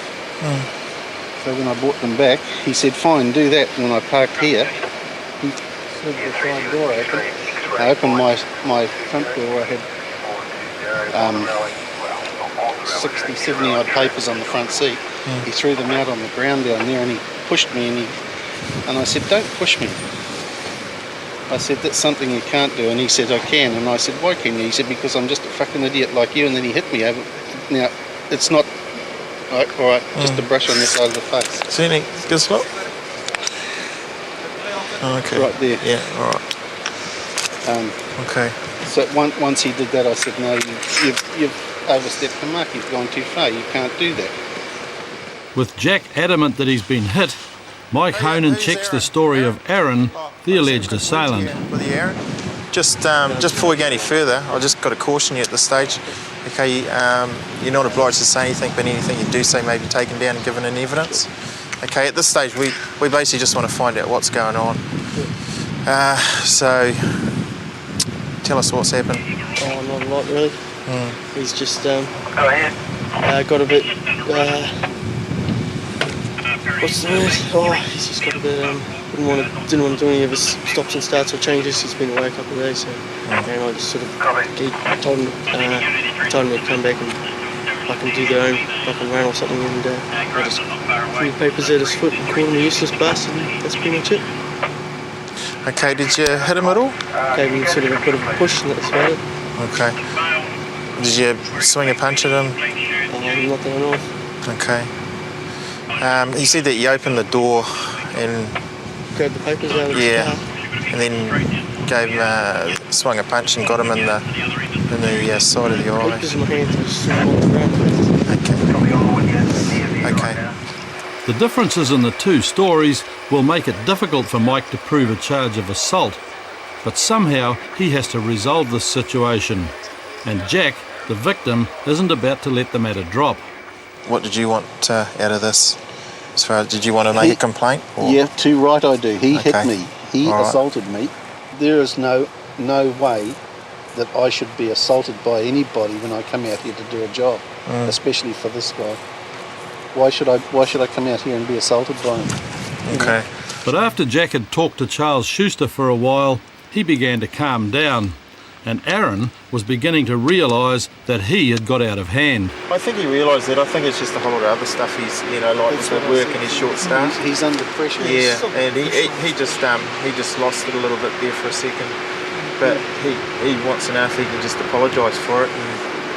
And I said it's up to you, really. Yeah, I mean, so long as you guys bring him over here, because I'll go over there. I came to see you first, see if that was okay by you. And I'll bring him over here, and we'll stay here. I mean, he's pretty sorry about the whole thing. And he said it shouldn't have happened. and he's not that type of person. So I don't believe he is either. No. But still, neither is the guy that pulls the trigger and kills somebody after he's done it. Okay, all right. You know, you people know that. Yeah. Shall I? Are you happy for me to go? Yeah. Get him? Okay. All right. It was the breakthrough Mike had been hoping for, and a short time later, everything had been resolved by a simple apology. But a few hours later, Mike and Charles are back in the car park, dealing with a very strange piece of driving. Comms AVI. Yeah, one vehicle into a tree in the car park at Foodtown. What are you doing? Take your seatbelt off. Take your seatbelt off. Get out. Inside the car, the stunned driver is sitting listening to music. Are you the only driver? Are you the only person in the car? Yeah. Just you by yourself? Okay. Not hurt? What? You're not hurt? Yeah. Okay. Have you got a driver's license? What happened? Turn right so fast. Sorry, you turned. Turn left so fast. Okay. Richard, the driver, isn't too sure how it all happened, but he's only got a learner's licence and he shouldn't be out by himself at this time of night. Where's your glasses? What? Your glasses. Glass? You must wear your glasses while you're driving at all times. Oh, sorry. That's your conditions. The lack of glasses is a possible explanation for his crash, but driver error seems more likely. So how did your car end up in the tree? I just want to turn right. Yeah. Suddenly, put your foot on the accelerator. My brake can't work. If I put in the brake, yeah, it's like so fast, faster. As any driver knows, the only time your brake makes the car go faster is when it's really an accelerator. And it appears as though Richard's made the same mistake more than once. Did you see what happened? Yeah. What? Didn't crash his car. Where did he crash his car? It's the lamppost. What, the power pole further up there? Yeah. Herald distributor Aaron Smith had talked to police earlier after an argument with one of his delivery people. And for the last hour, he's been watching Richard driving around hitting things. You saw it, so. What happened? What happened, he smashed into the lamppost first, then with the accelerator jammed on, jumped back in and crashed into the tree over there in reverse, and then 10 minutes later hop in again and smash into the trees over here, so. Who knows? In spite of all the collisions, it seems that the only damage is to Richard's car. But he will still have to answer for driving on a learner's licence. This is an infringement notice, okay? Okay. You've got to have somebody in the car with you with a full licence, okay? And you've got to have these little yellow L plates on here. Have you ever seen them? Okay. Have you only just bought the car? Have you only just bought this car? Yes. Okay. All right. Do you understand that? Are you a friend of his? Yes. Yeah. Can you just spell it out to him that he's got to have a licensed driver with him all the time while he's on a learner's licence? And he's got to have learner display plates in the back there. Okay? As Mike and Charles leave the scene, they're still having difficulty working out how Richard managed to do it all. He's hit the pole. Yeah. Then he's freaked out, reversed back, hit the tree. Yeah. And then Freaked out again, and then drove him forward and hit this tree. It's jammed the accelerator. The guy said that he could hear the accelerator revving. Oh, okay. And then he's just chucked it straight into gear. The pinball was a... The ironic thing is he's on a learner's, and his mate says that he comes here every night to practice driving. There'll be no more practice with that guy. Invercargill Sergeant Wally Kopai and his dog Buddy are on the scent of a very strange case. Police have just arrested 2 guys for burglary, and somewhere around here they've dropped the loot as they tried to escape. It doesn't take Buddy long to track it down, but when Wally opens the bag from the burglary, it turns out to be a bunch of very healthy cannabis plants. Basically, they were coming to get me pot. I'll grow a little bit of pot in my shed to supply myself. You wouldn't really think that the pigs would get involved if you're going to go steal someone's dope. You wouldn't think the owner of the house was going to ring up and say, "Yeah, someone can't steal my dope." But it was Kevin the grower who had called police in, and he was now going to face charges along with the burglars. Okay, this is going to be taken back to the station, exhibited as evidence. One part for the burglary, the other part for the person actually growing the stuff. Although it would mean a conviction for cultivation, the burglars' actions had left Kevin no choice about calling the police. Then we walked down to this house, started scoping it out, knocked on the door on it. Then we walked around the corner, grabbed some tools. Then we went back and he was home. I see these two unusual looking characters down the road, so I thought I'd do a round the block trip because I had my suspicions. Then he reversed off, took off, bro, and then we just about to go in there, raid it. And then as he come back, so we kept walking down the street. Came back and noticed that they were just walking past my house when I arrived back round the block. And I thought, that's unusual. Rushed inside, told the wife that, to keep her eyes and ears open, there's some suspicious people outside. Then we went across the train tracks, walked down the train tracks, watched it until he went in there, started smashing open his door, got in. Get back to work, not 5 minutes at work, and I get a phone call from my distraught wife, wanting me to go back because some people were trying to break into our shed. Yeah, I rubbed open the wall, ripped down the wall, bro, ripped the hole in there, and me and my dog jumped in, took about a good 8-9 hydros. Luckily there was a patrol car right at the shop, the front of the shop when I ran out, and I told them to go there straight away, and they did, and I proceeded to head home as quickly as possible in my private car. Senior Constable Brett Pay was in the car that was passing Kevin's work. What they've done is jimmied off half the wall of his garage, hacked a hole in his wall, and then just come through here. Follow me. And then help yourselves to the gentleman's cannabis grow.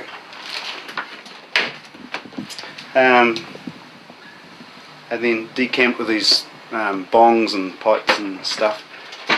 So one of the young fellas that we've caught for the burglary has posed the question, well, we don't think it's illegal to steal something illegal. So there you go. As Brett Pay knows, burglary is illegal regardless of the target, and everybody involved in this affair is going to be charged. What's the chances of me electrocuting myself? Oh, they didn't turn it off. None now. Oh, good night. Paris for one. But for now, the task is to get all the growing equipment back to the station.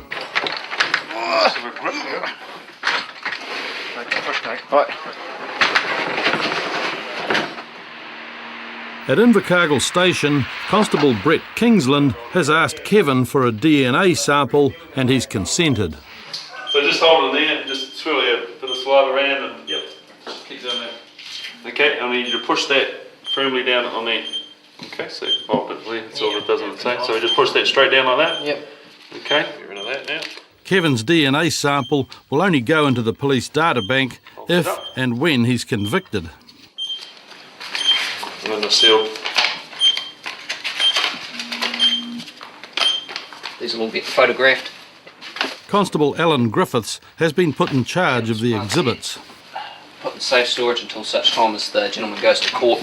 And when he pleads guilty, we'll just get them destroyed after that point.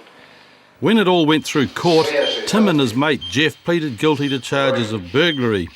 Tim was sentenced to 140 hours community work, and Jeff was given 9 months supervision. Kevin, the grower, was given diversion. Constables Alex Grant and Natalie Taylor are in pursuit of suspected boy racers in South Auckland. I've seen a car speeding down the motorway. We're trying to catch up to it. Yeah, some up there ahead of us. No, he's cutting in the traffic there. You can see him up there. Those two will be racing each other. As one of the racing cars drives on down the motorway, Natalie pulls the other one over on East Tamaki Road. Yeah, we've just watched you just pulled onto the motorway. Your speed is extremely excessive and I've seen you swap lanes about 3 times in front of me. Extremely dangerously, cutting other drivers up, dodging in and out of the lanes. What was all that about? The other guys in the other car. Yeah, another black car at the side of you. Donnie's admission that he was racing the other car means that he's going to lose his car for a while. You boy breaks the rules, give the police powers to seize and impound cars for 28 days that are being used to race on roads, yeah? What were you thinking? The message doesn't get through, bro. You're going at that speed on a motorway, you do one false slip, you're going to wipe out not just yourself, not just the other car, you're maybe going to take out another half dozen with you. Do you understand that? Yeah. But for Donnie, worse is still to come. And I've just got to put the old greenie on the car, bro. Greenie? Yeah. The green sticker means he can't drive the car until he's made it legal and got a new warrant of fitness. Given me a green sticker, impounded my car for 28 days, and I'll be going to court under the new Boy Racer Legislation Act. So, not too sure what that is, but soon find out.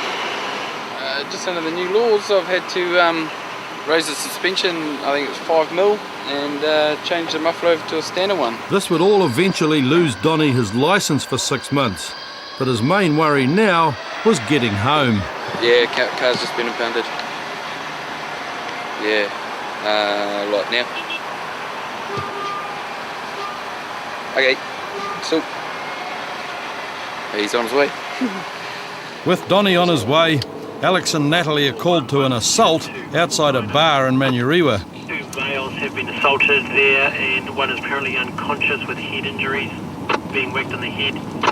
Just come by Ambos there at 10-2. The fighting is stopped apparently, but the offenders are still present.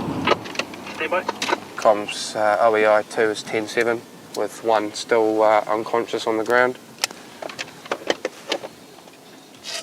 Who knocked this bro out? Some guy here, I don't actually know who. Yeah. Some guy knocked him out. He instigated it. Oh, did he? Pretty much, yeah.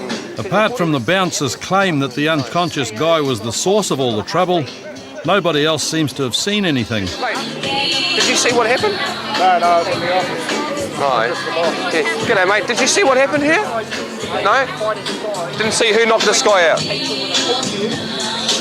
came outside and something else got hit. Can you turn me around? Shh. We got the other guys inside. He's alright there, bro. Hey, bro. Hey, matey. Buddy. The victim isn't stirring at all, although he is still alive. He's still breathing, but yeah, just would like them here here quickly.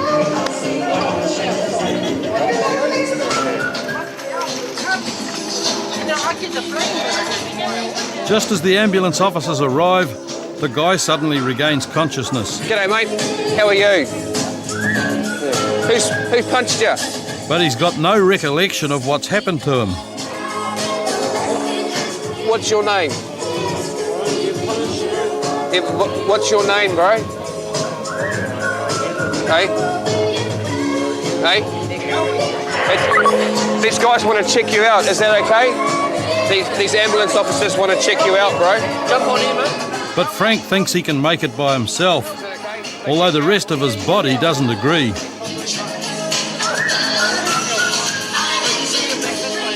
To make things more difficult still, Frank's workmates decide to get involved. No, his mate's been a prat. Yeah.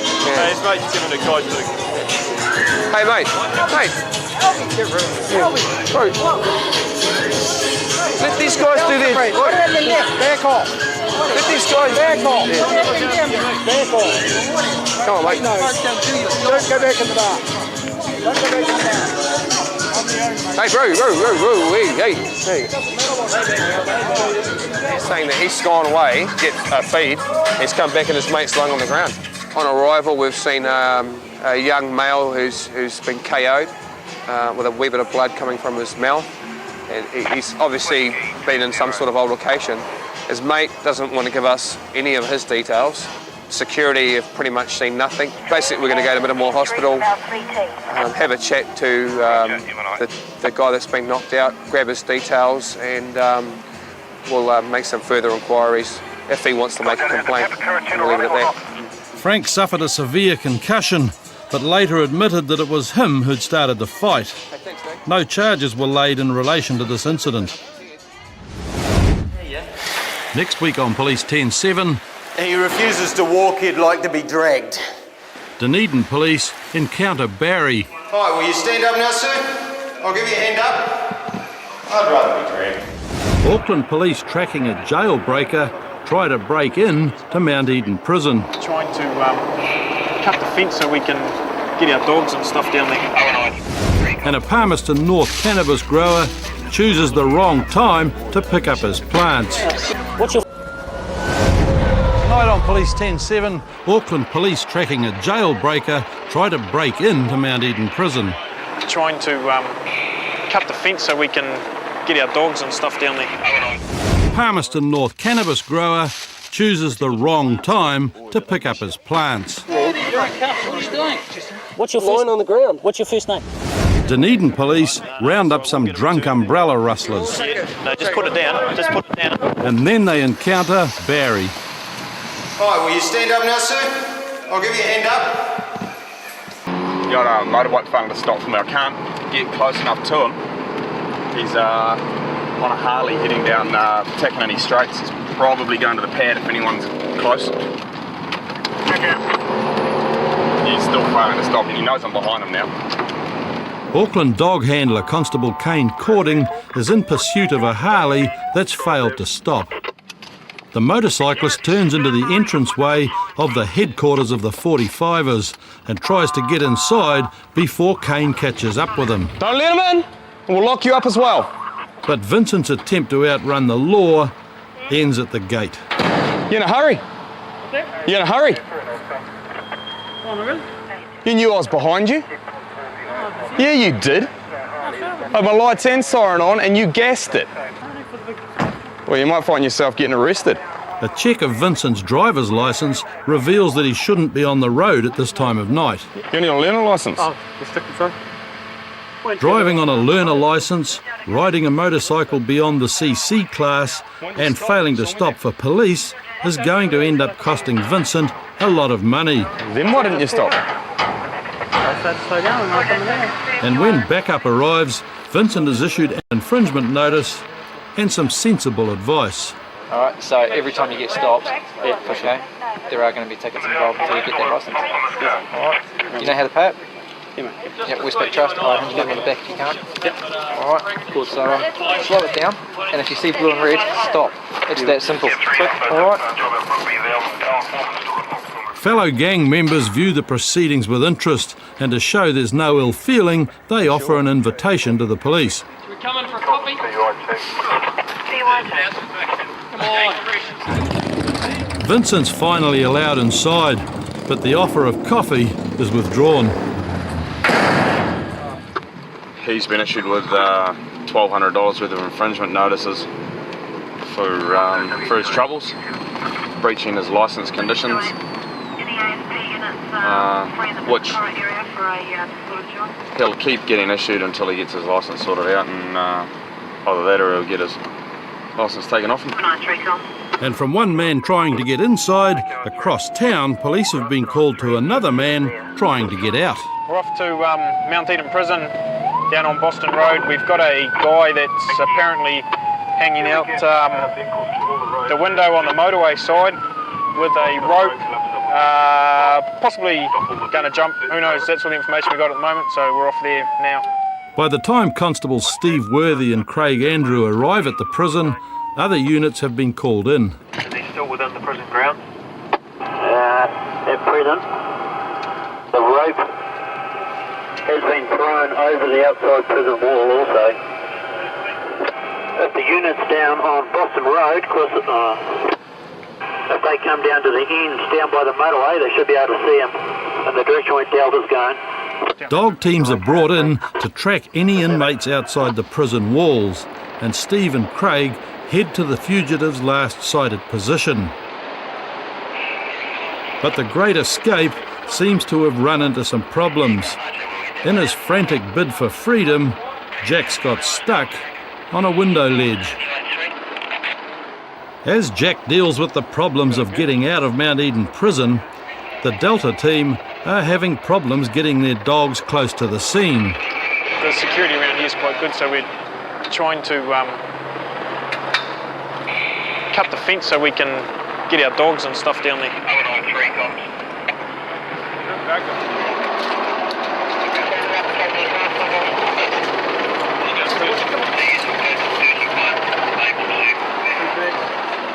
Jack's got himself in a precarious position.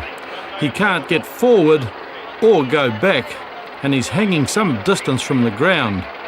And the police now have to deal with the problem of getting him down.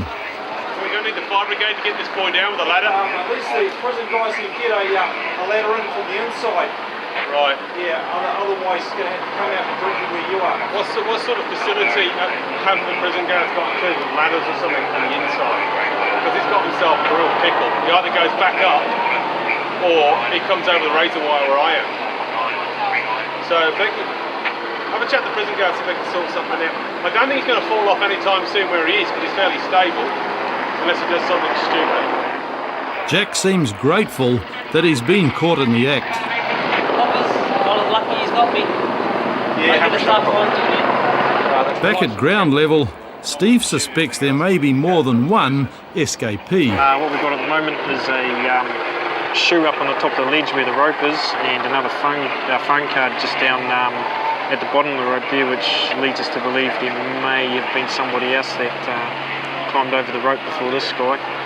But there's a Delta unit that's run up to the left-hand side there, which they haven't come back yet, so we don't know what the story is up there. But this guy that's up there at the moment, he won't be going anywhere, he'll be going back to jail. He's got nice sunnies on too. Prison staff confirmed there was only one fugitive, and police kept the perimeter secure until the fire service could get Jack down. In court, he was found guilty of attempting to escape custody and was sentenced to a further 12 months in prison. It's 10:45 on a Tuesday night in Palmerston North, and Constables Warwick Denby and Peter Thompson are on patrol. We're after a report where a member of the public has seen somebody getting beaten with a stick. And we've got a couple of cars going at the moment. We're about 2 or 3 minutes away. At this stage we've had no updates as to what's happening with the offenders or the victim. So until we get there we've got no idea what we're going to. At the scene, Warwick and Peter find other police units have arrived to deal with a neighbourhood feud. Microwave, drawers, you name it, everything. Yeah, can we just what's going on? The kid come over and fucking threaten the kid. Alcohol has fuelled the potentially violent situation, which still continues despite the police presence. Why can't you fucking look at me and tell me in my face? What? Because you talk to here, eh? You're into here shit now. No, fuck off, mate. You know shit, mate. Hey, what's the issue? You know absolutely nothing. You must Something about property. He reckons they've got his property, I think. Someone down the back gave him a microwave, which I think belongs to him. Hey, mate. Reasons for the dispute seem to revolve around ownership of property. We've locked one of them up to make them realise how serious this is, okay? You standing out here is just going to fire them up because they're pissed, okay? Okay, well, now I'm just going to say this now. If one of them comes on my property tonight, I've got a metal bar that's there, he's going to wear it. Okay, I'll tell you what. I'm about this close to locking up for possession of offensive weapon. You understand that? Yes, it does. No, it doesn't. I've got 2 kids in here I'm trying to look up. 2 little wee kids. Firing the drunk guys up next little cunts next door are trying to steal me out. The aggrieved neighbour walks a fine line between protecting home and family and breaking the law. One side be the bigger man. If they turn up full triple up, we'll be around here with lots of cops and dog, okay? We have one person in custody at the moment for disorderly behaviour, but with the feuding neighbours and alcohol involved, we'll be back here probably within about half an hour. As Warwick predicts, the neighbourhood feud flares up again. 7 minutes since we left the address. I estimated it for being between 20 minutes and half an hour until we returned. Our dog handler is sitting down the road and can hear a verbal heated argument starting now between two females, so obviously if it escalates then we'll have resources there to deal with it, and deal with it we will. At the scene there's an unusual development. Dog handler Phil Gilbanks is holding Tony, who's got a rubbish bag full of marijuana plants. Phil had been monitoring the feuding neighbours when Tony appeared out of nowhere and collected the bag out of a bush. And while other officers deal with the neighbourhood domestic, Warwick and Peter get to deal with Tony. Listen to me. I'm going to stand you up, okay? Sit up. Yep. Sit up. Right. Help me. Yep. Here you go. Thank you. Keep away from the land shark. Yeah, that's a good idea. Yep. See, he really likes biting people. True. Oh, yep. Noticed already. You noticed already? Yes, thank you. All right, we'll come around the other side of the car, eh? Right, there's nothing else on you, eh? No. Lighter in my front, left, right. Front right. Okay, I'll just take that out, eh? Yep. What was your first name again? What were they doing in the letterbox? They weren't in the letterbox, they were in the fence, garden. Tony accepts he's been caught and admits he'd stashed the plants in the bushes earlier that evening. About 3 or 4 hours ago, just when we went to the pub. In the bag is a lot of cannabis plants, and our defendant has already admitted they're for his use. So surprisingly, it is an unrelated matter to what we were dealing with before with the disorder and the drunkenness. Get them on the road, guys. Yep. Pretty little plants, but boy, do they mess you up. You ever been in trouble with the police before? Maybe the odd drink driving charge. Yeah, just once drink driving. Just once drink driving. Yeah. No other criminal? Oh, no. No? Okay. That sort of shit. As soon as we get back to the station, we'll get those lovely bracelets off you and we'll go from there. Oh, aren't they just lovely? Wouldn't mind a pair for home. The missus would love them. I think she would too. Tony pleaded guilty to possession of cannabis and was given diversion. Jump through the... And the man arrested earlier during the neighbourhood dispute was charged with disorderly behaviour and threatening behaviour. In court, he was discharged without conviction. Comms, D91. Constables Alistair Gold and Matt Gaze are on patrol in downtown Dunedin. You just saw some people who've stolen an umbrella from one of the bars in Central City. No, don't try and palm it off. What's going on? What's going on here? This isn't your umbrella, is it? No, we haven't seen it. We're just saying. We haven't seen it. What? You haven't seen the brolly? No. I haven't seen it. Who took it from around the corner? What corner? Around the corner of the bar. What? Who took it from around the corner? Just lock him up, Matt. The guy's inability to explain what happened could be due to drink. So three guys walking past on the other side of the road holding the umbrella. He asked us if we were missing an umbrella. We looked outside. I was just about to run after them and I saw you guys. Alright, see which guy. I didn't. But cafe worker Julian Hines points out a witness who saw the thieves in action. Can you go and just ask him for me? I'll just grab these guys' details.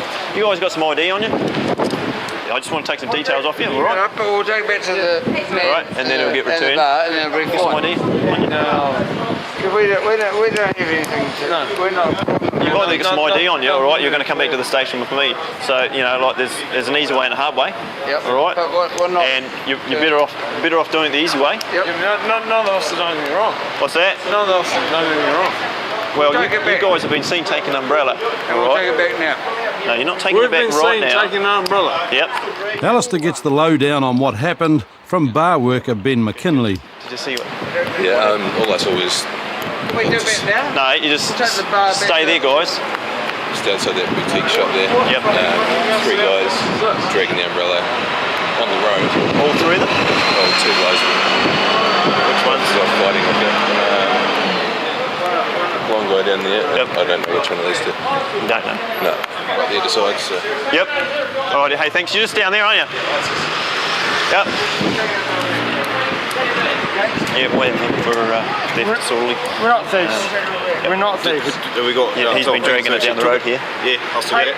Yep. Yes, he's been dragging it down the road. Hey, not, in the middle of the road, I'm not there's people. just dragging it. All of us have been... Just leave that down on the ground, mate. Right? No, that's all right. We'll get it returned. All right. Yeah, we'll take it. No, just put it down. Just put it down. All right. That's fine. Yep.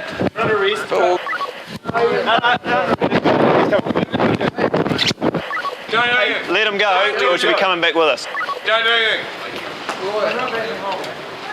Well, I've explained to you, but you're not listening to me.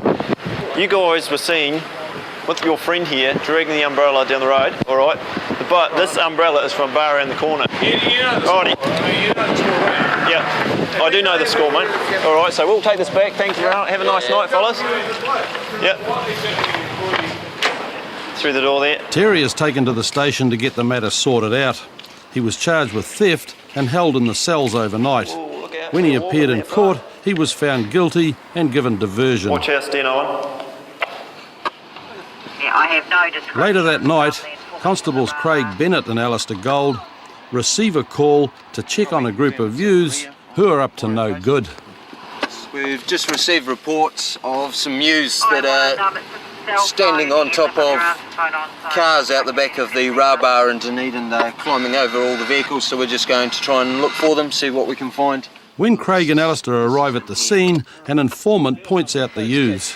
They've just gone into the church. Oh, are they? Yeah, I'm from the Rabar. They'll go, you know where they hang out down there? Can you ID any of them at all? Oh, one's got a yellow jersey on. He's the smart mouth. And if we go in that church, we'll get him. Right, we'll be in touch.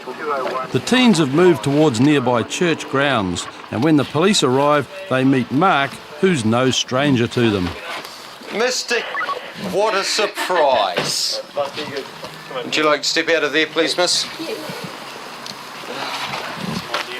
So which ones were jumping on the cars? What? But just as police start to question the group, a stranger arrives on the scene. Who are you, sir? John.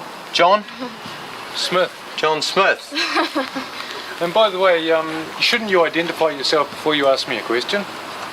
I'm completely within my rights to ask you a question, sir.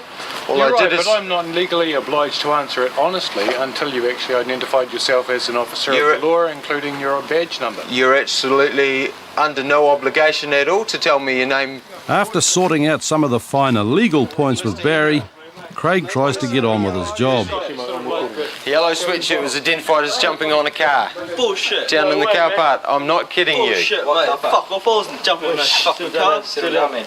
What car park's it? I'm just fucking yellow top on your fucking stall. I'm just asking you calmly, quietly, were you involved? You've said no. I wasn't. Okay, and that's all I'm after. Well, let's go then. Come on. Okay. See you later. So who's got the alcohol apart from this gentleman? No one, eh? Craig gives Mark and his mates a warning, and after confiscating their beers, sends them on their way. Meanwhile, Alistair wants to know more about the mysterious Barry.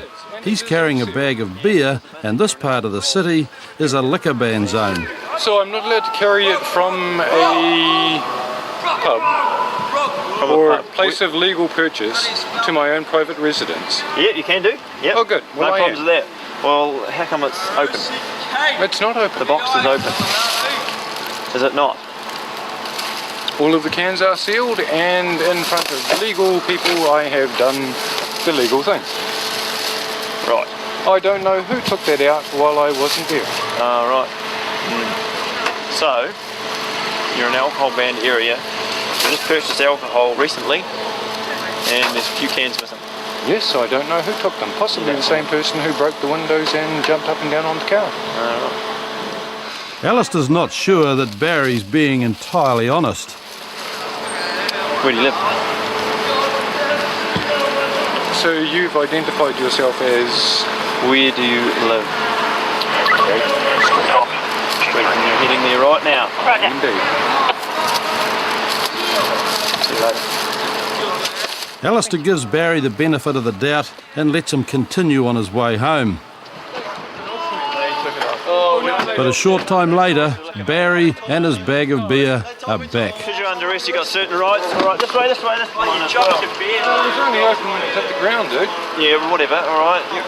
You're not obliged to say anything to do, say maybe give an evidence, all right? You've got the right to refrain from making a statement, and you've got the right to consult and instruct the law without delay in private. And you'll be given the opportunity as soon as practicable. Hop in there, just put your seatbelt on, thank you. Put your seatbelt on there, mate. Would you like a $150 fine for not wearing your seatbelt? Well, seeing as how we... Put it on, mate, watch your elbow. Put your belt on, mate. You're looking like a prize prick at court, aren't you?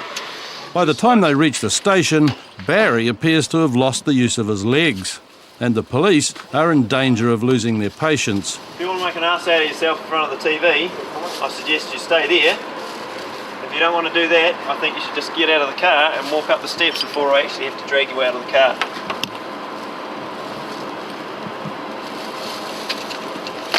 Oh, get out of the car. Come on. Yeah, I don't really care about your glasses, mate. If You are under arrest. Step out of the vehicle, sir. Right, I gotta speak. Hurry up, stand up. Sir, stand up. Come on.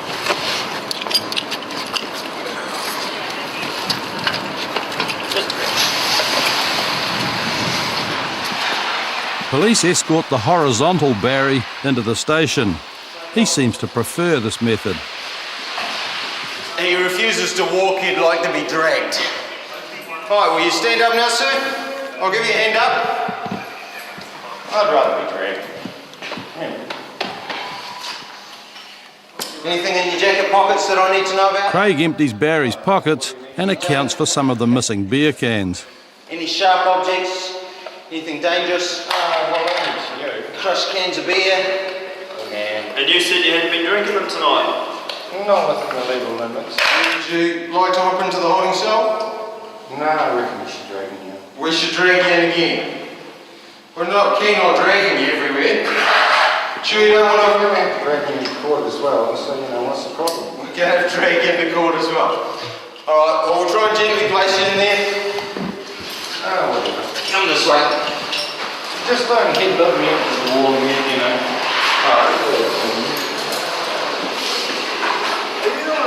Barry believes that continuing passive resistance is his best legal option. Are you going to get up? No, you're not. You're just dragging. That's it. That's it. What should we... Ian, can you get his glasses off? And we'll see you later on. Have a good sleep. Barry was charged with breaching the liquor ban and supplying minors. The charge of supplying was later dropped. In court, he was found guilty and ordered to pay a total in fines of $605. Next week on Police 10-7, Vanessa seeks comfort in the arms of the law. So now required you to accompany to the Papakura police station or other such place for the purpose of evidential breath test, blood test or both. A thief's escape from a moving police car doesn't go to plan. Let me the fuck out of here. Yeah? Man. You're not going anywhere, fella. I give up. I concede. Ah! A gang member is killed with a knife and a young man shot in retaliation. We arrested 3 members in a car.